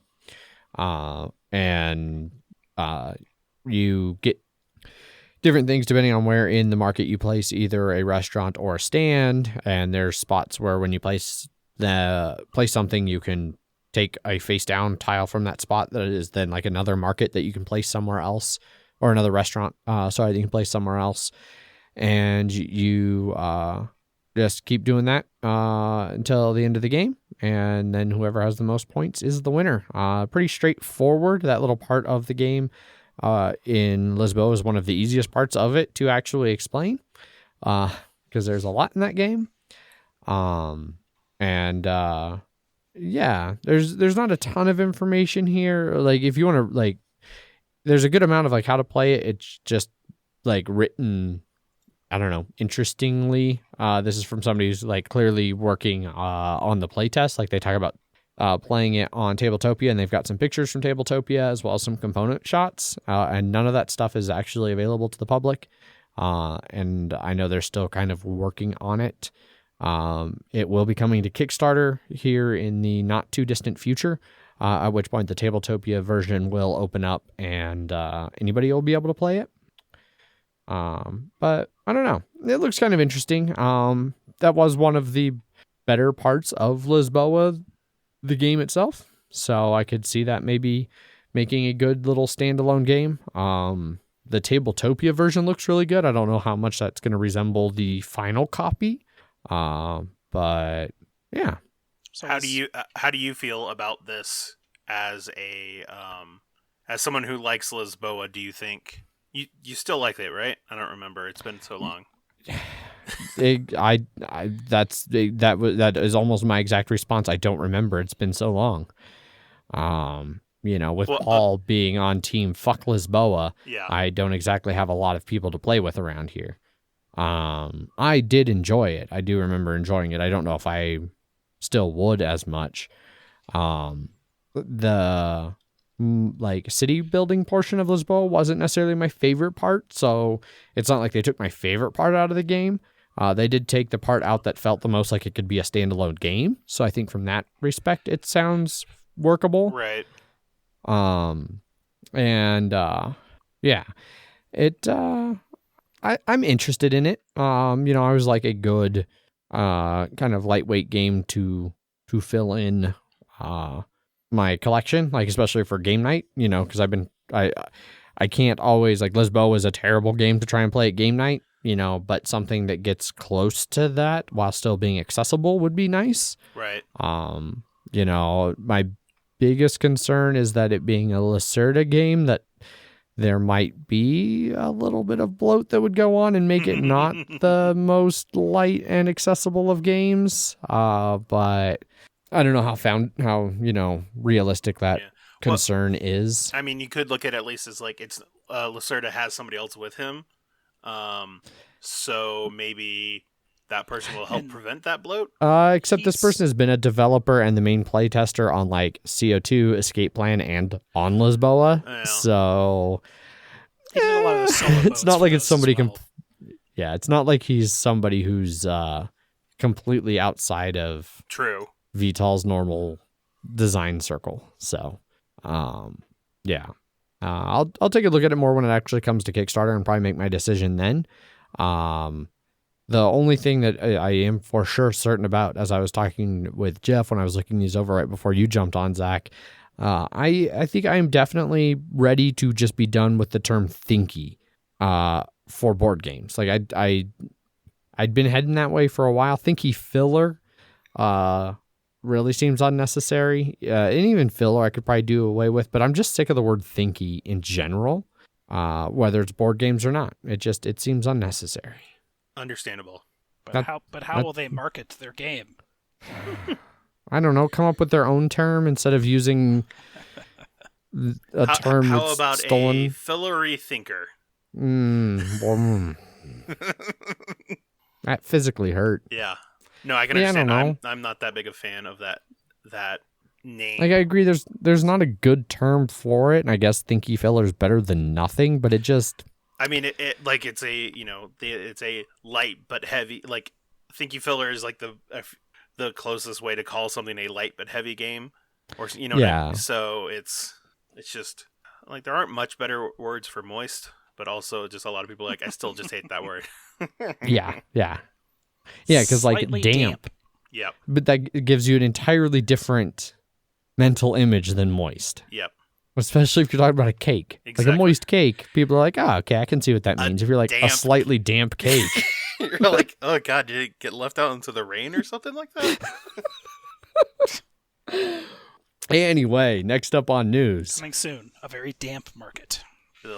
Yes, somewhere on Kickstarter at some point. Next up in news, that poorly timed name of Pandemic Hot Zone North America got some more details on exactly what game it is. Yeah. So Z-Man's got an article up that basically kind of goes over the design process that went back and forth between Matt Leacock and Steve Kimball, who's the head of studio for Z-Man, about kind of designing this game. Basically, they go back to April of 2018, where Steve kind of first reached out to Matt about like, hey, Ticket to Ride had this cool like demo version for conventions that's like it's just the east side of the US. It's a few routes and it's really simple, but it lets people experience kind of the whole breadth of gameplay in Ticket to Ride just on a smaller scale, so they can like, oh yes, I enjoyed this, then I should get Ticket to Ride, or no, I didn't really enjoy this couple minutes with it, I probably won't like the full Ticket to Ride. And he was like, I would like to do something like that for Pandemic. And then it goes back and forth about their whole design process. and how they decided to scale everything down. And then they've got some pictures here of the product itself. They also have a little bit of the story about, like, you know, they were getting ready for a big, huge announcement at New York Toy Fair. And then it was like, there's a big virus breaking out. Maybe we shouldn't do that. That should be fine. Yeah. And so, yeah, it's just a little bit more information on what's going on with that, and how it does vastly predate the COVID crisis. And that was just really unfortunate timing. Yeah, he even talks about how, like, when it kind of started getting leaked from some of the catalogs and things from the toy fair, and people started speculating, and then, like, the things where he was like, oh yeah, this was completely correct, like reducing down to 3 diseases and stuff like that. So yeah, I don't know. Looking at it, it does look like just mini demo Pandemic, which greatly reduces my interest in it, because it's like, well, at this point, why aren't you just playing Pandemic? But I could see it being good to introduce people to Pandemic who have not played before and are curious what it might be like in a slightly shorter time frame. Yeah, it would be a good version of Pandemic to introduce people to. Yeah. Which is nice, but I mean, regular Pandemic's not that hard. Exactly. Yeah. I mean, I guess you could use this to, like, play with somebody to make sure they're not going to be a quarterbacking asshole without a full game's worth of investment into them being a quarterbacking here's your asshole. interview game. Yes. But yeah, Pandemic Hot Zone North America. Yeah. Gonna be coming soon. Next up in news, the Golden Geek Award winners have been announced. Yeah. Wingspan won 8 fucking categories. Was it every category that it was nominated for? I think just about, yeah. I want to say that is a clean sweep. Yeah. There has been some kerfuffle over BGG and how its Golden Geek Award is basically just a popularity contest. Yeah, which, I mean, to be fair, it has been for a long time. Yes. I think this is the most apparent that it's been. Yeah. Let's see here, where to go. So in 2019, just now, Wingspan won Game of the Year and 7 other categories, so 8 totally, if you include Best Expansion. Yes. In 2017, Gloomhaven won Game of the Year in 5 other categories. In 2016, Scythe won Game of the Year 4 other categories, and then Scythe went on to win Best Expansion, I think, the next 2 years in a row. So, you know, and those are right there 3 of the most popular games in the last, like, 4 years. Yes. 2018, Root won Game of the Year in 3 categories, but considering that that's half as much as Wingspan won, I don't feel that one's quite as egregious. Yeah. But it's clearly like a trend. Like, it went 4, 5, 3, 7 for the number of categories besides Game of the Year that the Game of the Year won. So, yeah, it's a popularity contest, and that's just becoming more and more apparent. I think Wingspan, the fact that it hit that the most, and that it won the seemingly contradictory spots of strategy game and family game, which some people think are like 2 opposite things, whether or not it necessarily needs to be, led to it getting more than its fair share of hate. It was kind of the straw that broke the proverbial camel's back, I think. Yeah. Yeah. I think if Wingspan wasn't as ridiculously popular, let's not say it wasn't going to win. I mean, it probably was going to win Board Game of the Year. It's won plenty of awards the rest of this year on top of this. So, I mean, this isn't its first, like, big to-do. But there are some things that other games probably should have won over this. Yeah. Yeah. But I have been reading a lot of this as, like, look at the runners-up, and maybe those runner-ups in all those categories are damn fine games that I think are going to get overlooked because Wingspan just fucking crushed everyone. Yeah, I mean, I think just by the nature of being runners-up in these categories shows that they're not getting necessarily, like, left behind or ignored, like a lot of people realize them. realize they're there and that they exist. But the publishers won't get that fancy thing on the front of their box. It's like Golden Geek 2019 award winner. When Jamie Stegmaier gets I don't know. It depends. Is runner-up an award? Like, if you win the runner-up award, then you can still say, hey, I'm a BGG award winner. I don't know. Pretty much it was a new record for voting. So yeah, it was a new record for voting, which it will be every year. So as Boardgame gets more and more popular. Yeah. The main thing I super agree with, like, so most of these awards, like, I don't necessarily agree with. Like, I don't think Wingspan was the best board game of the year, but that's because it's not really my tastes. The one that I do super agree with, 2-player game, Watergate, has gotten like, nobody's even mentioned Watergate, and like, it's just all been what the fuck Wingspan. Yeah. Major props to Capstone for Watergate, which is I agree with. It's an absolutely fantastic 2-player game. I really enjoy Watergate. And then, like, for cooperative game, The Crew, The Quest for Planet 9, I've been hearing a lot of praise for. But I like that Marvel Champions and Journeys of Middle Earth are below those, right? So I would say those two are definitely up there, and it does make me want to try out The Crew now. Yeah, I was trying to get the tabletop simulator version to work, but the scripting and loading for people wasn't quite working. Right, yeah. Terraforming Mars, Quacks expansions on there, of course, under Wingspan. The Crew winning co-op, and The Crew getting, second place in... Card game? Card game. Yeah. Which Wingspan, best card game of the year. And it's... Most of the controversy has been around, like, what are these categories? Yeah. Because everyone can vote in whatever they want for these categories, I guess. Like, when the nomination round is going. Yeah. So is, like, a card game only cards, or a majority cards, or it has cards in it? Yeah. Right? Like, what is a card game? What is a family game? What is a strategy game? Yeah. And that's part of the problem, is, like, so many of these are just such vague categories that they're essentially meaningless. Like, a war game is, like, a very, very specific genre, and it's understandable, like, how they have, like, they can narrow it down. Undaunted won it.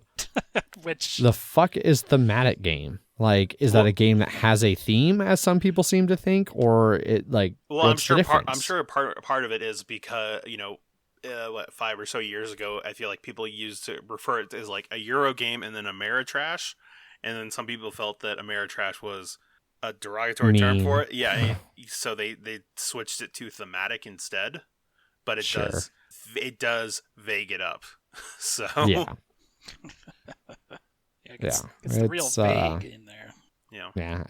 I don't know. I don't think any of this is going to change anytime soon. No. Like, I can't see BGG giving a shit enough to actually make any changes. And no, people aren't going to change how they act, so it's still going to just be people voting for what's popular. Which I feel like, once you learn that's what this is, then, like, it should never be much of a surprise. Right. Yeah.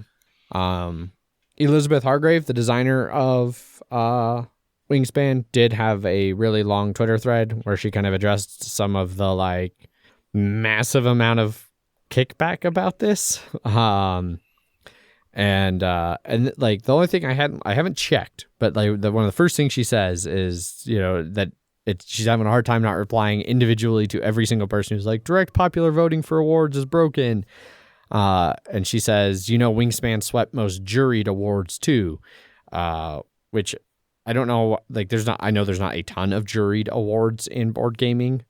Some of them, like the Origins, is, right? Like I think Spiel is. Well, I don't think Spiel is. Yeah. That's one of the. I know there's a new, like, North American Gaming Association or something, one that just started recently.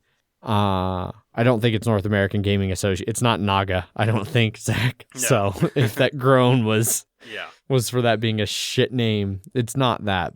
So yeah, I don't know about that. But I know people have complained for years about Spiel awards and how they're weird and don't seem to line up with what the hobby's like. So I don't know. Otherwise, she does bring up a whole bunch of issues, that it's not necessarily the popular voting, that it's badly defined categories, which I agree with. The badly defined categories are part of the problem. Yeah. The fact that a lot of things are subjective. Yeah, exactly. That's what I was about to say, is that everything's subjective. So strategy, is it not, like she says in here, some people mean not mass market, or other ones you mean like it has strategy in it, so it has more meaningful decisions than Candyland. And then some people mean as weight over 3. So obviously, if you get those different sort of subjective views on that, it's going to sway things in one way or another. Yeah. So yeah, it's a great response by her. And I do feel bad for her. Like, it kind of sucks. Like, I mean, obviously she's crying all the way to the bank, like her game is incredibly successful and winning a ton of awards. So, who cares if nerds on the internet are angry? Yeah. But this is overall, I think, a great response by her, to a lot of that negativity that's going on. Yeah. It's the negativity shouldn't be aimed at Wingspan. It should be aimed at Boardgame Geek. Yes. Yeah. The game's popular. Yeah, but like, which and I don't like. I feel like Boardgame Geek should have a way of, like, it doesn't need to be an open nomination for every category. Like, they can pick like 10 to 20 games from that year for each category, and then you vote. Have it be completely open voting amongst those like 20 games. They can use any number of different metrics, number of vote, like ratings, number of logged plays, whatever, to try and figure out what games should be in the list, and then just let people go nuts and vote in that smaller curated list. Like, I don't know. There's a lot of ways they could improve it, but I don't think they will, because have you seen BGG? Well, it just got an update. Like last year, I think, on like visually from how it was like for the past 10 or plus years, it seems. So yeah. I'm not expecting them to implement any sort of new technology or anything like that anytime soon. Yeah, and their update isn't like, I mean, it doesn't look like a website from 1995 anymore. Yeah. It looks like a website from 2003. I don't like. It's not a huge leap. No. Oh, well. But Heavy Cardboard won Best Podcast. Yeah, with 9 podcasts coming out in a year. I feel that Best Podcast is about to get a title change to Best Board Game Media or something like that. Yeah. Because it seems like everything's not just podcasts anymore. It's clearly like YouTube and video and all that kind of stuff. And this is another area where it's badly defined categories. Like, there's no reason for them not to have a podcast category and like a streaming category and a like board game skit show category. Like, because there's plenty enough board game media now to fill like 4 or 5 different categories. Yeah. And then I don't think they want you to don't become have to the have Board that Game shit. Media Award website, but yeah. Maybe just making it a little more broad to include something that's not just Best Podcast, because clearly, like you said, they have not had many podcast episodes. No, it's been a huge complaint for people who are huge fans. Like, their podcast was great. Were those podcasts like the best podcasts they've ever put out in the last year? Yeah. But I mean, I would even say, like, there's been many instances in like the Academy Awards where somebody gets an award for something that you're like, I don't think it was for this. It was for everything they've done in the past and not been awarded for. So see, but I hate that in the Academy Awards too. I mean, you're not wrong, but I mean, what's not much you can do about that? I mean, isn't that what like a Lifetime Achievement Award is for? Yeah, but then that's another award that they can get. But yeah, there's so a it difference. Seems like they're getting the same award, and there's a difference between getting the Academy Award for Best Actor versus just getting a Lifetime Achievement Award of like, yeah, you've done a lot of good stuff, but you weren't ever the best, and this is them trying to say you were the best at one point. It's yeah. Well, I mean, awards themselves are all very. Of course, this being a just popular vote is a little different, but. All right, yeah. Anyway, enough about the BGG Awards. It's over. It's done. I didn't even vote this year. I did. I was too lazy.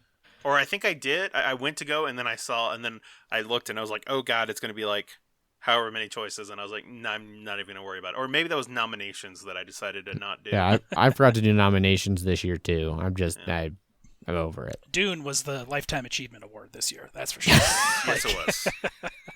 Hey, there's a new version that we can vote on. Yeah, that game was real good when it came out in 1979. Yes, I own that game. 40. Well, you don't know the 41-year-old game, but No, you own I don't. I own the new version. there you go. Yes. So yeah, and that's it for all board game related news. So that's it for news. There are no Kickstarters, so we can move over to some listener feedback with a correction slash response. This is our feedback to listeners. Yes, our feedback to listeners.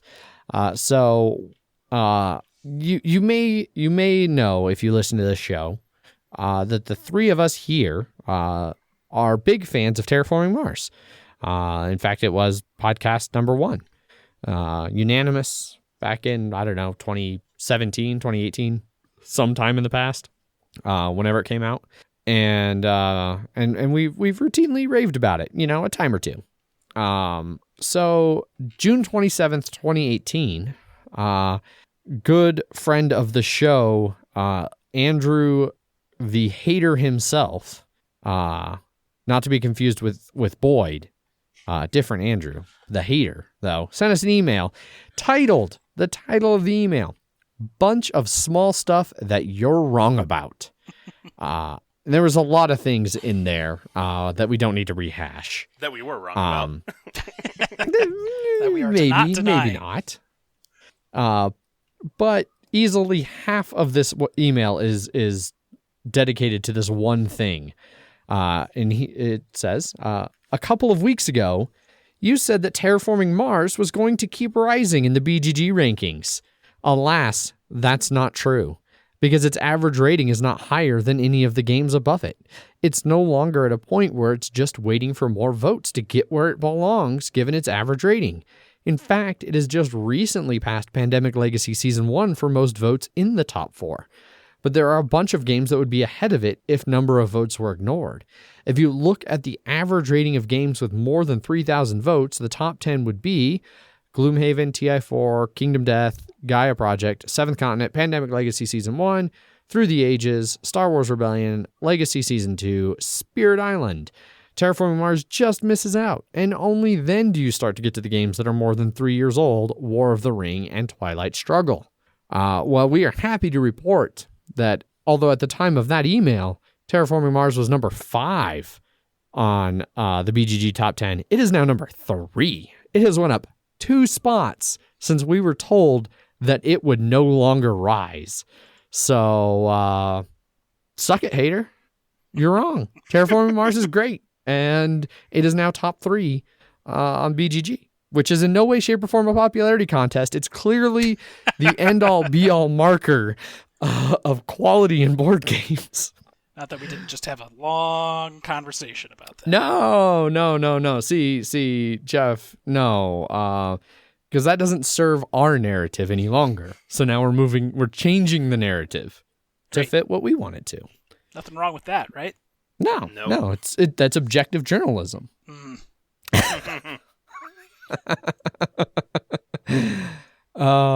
So yeah, I'm really glad, Jeff, that you happened to just notice that when we were looking at BGG stuff in the pre-show, and we're like, oh yeah, that's number 3 now. Didn't Andrew say at one point that it wouldn't keep going up? And then it was only a matter of sifting through all of the hater emails until I figured out the one where he was wrong. And I was really happy it was the one where he said we were wrong. So much wonderfulness in this whole little turn of events. But that's our feedback to listeners. So we do have an email, so now we can move on to listener feedback, where we get feedback from listeners. Jeff, would you like to take it away with that first email? Emails at milehighgameguys.com if you would like to send us an email like this wonderful person, Mike Jones, did. Hey, y'all. The title of this email. Ahoy! It's been a while. Hope y'all are doing well.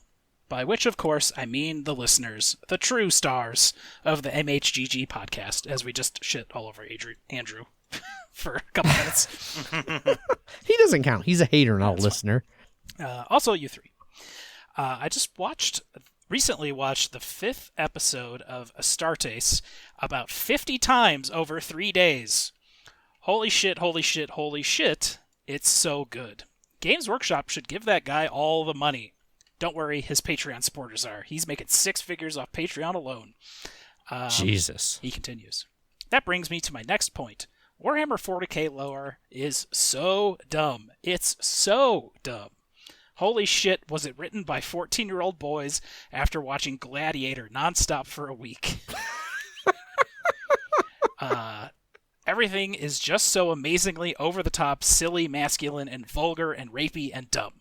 That is correct. 40k was written in the UK back in the 80s, maybe late 70s.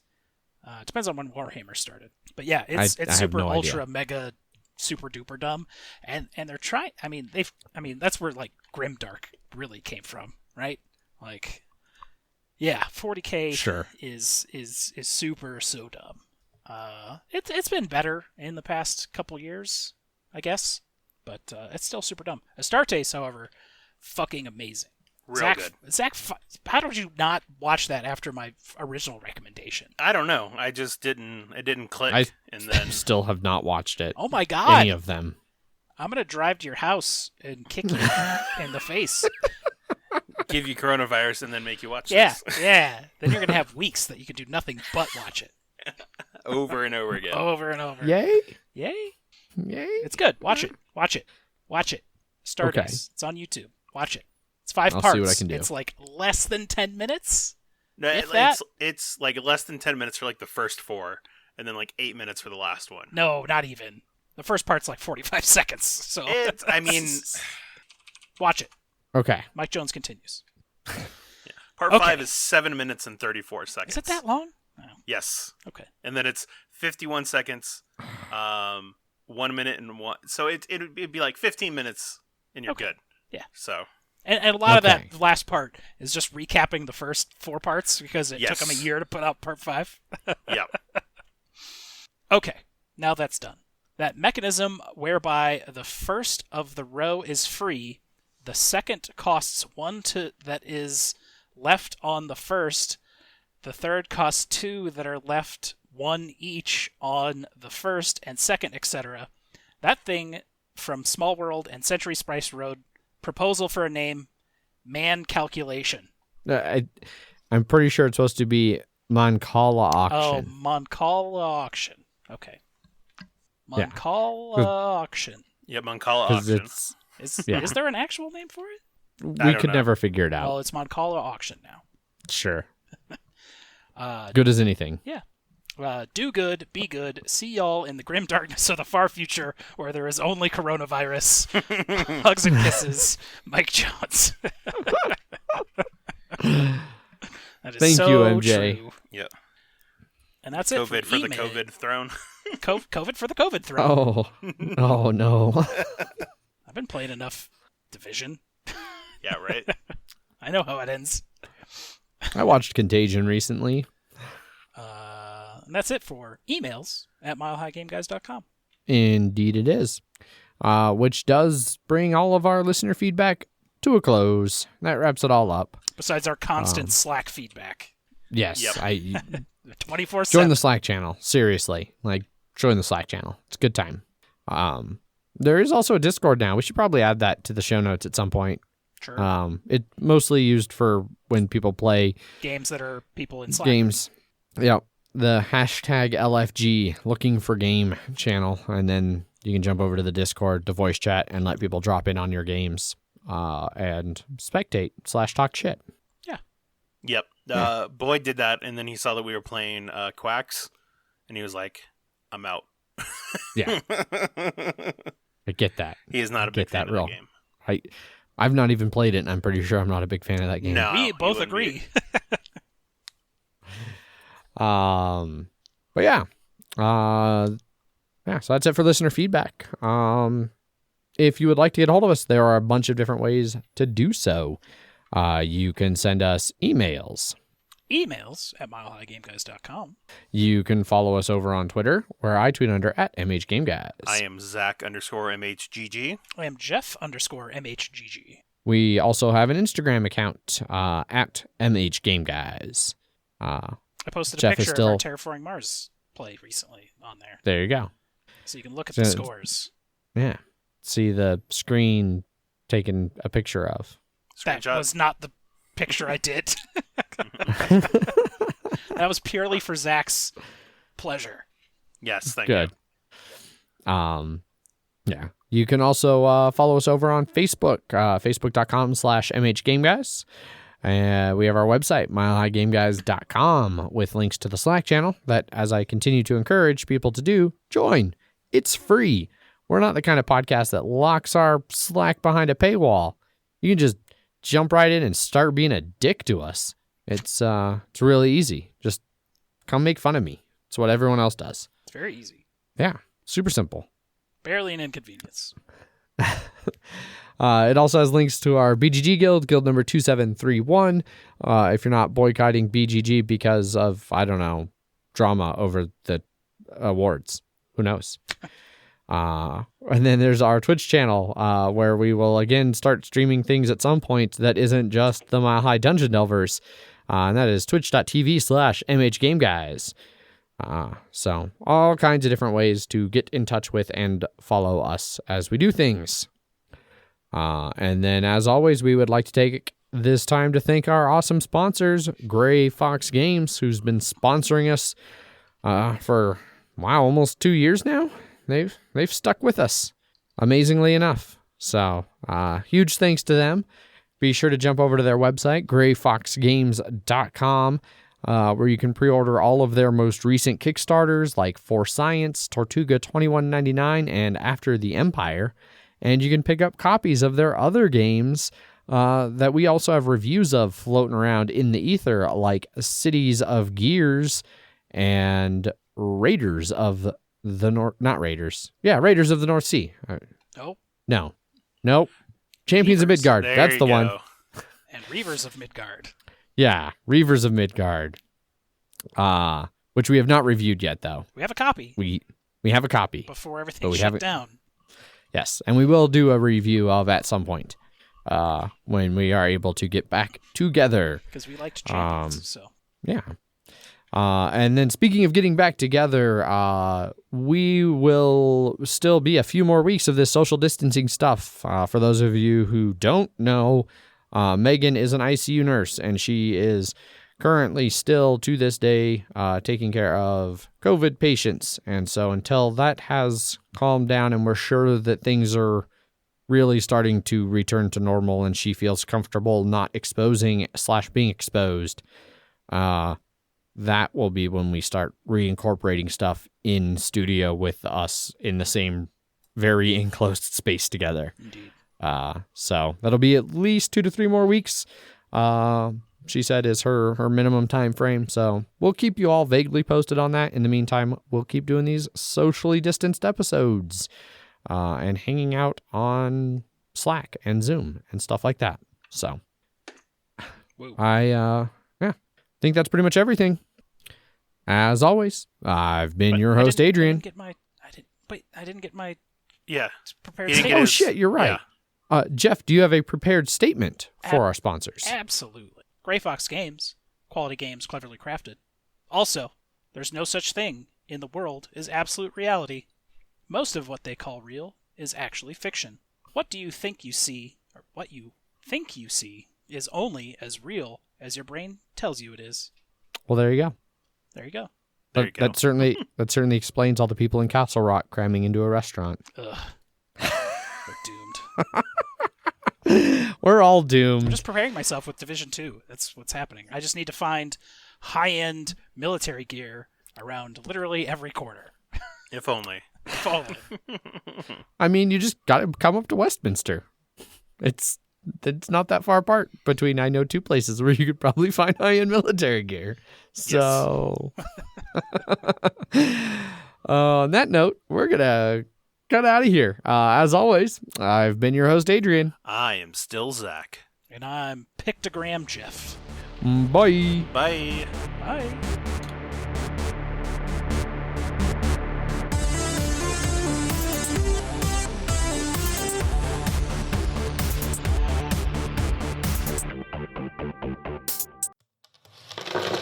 Punchboard Media, where we all bring something to the table.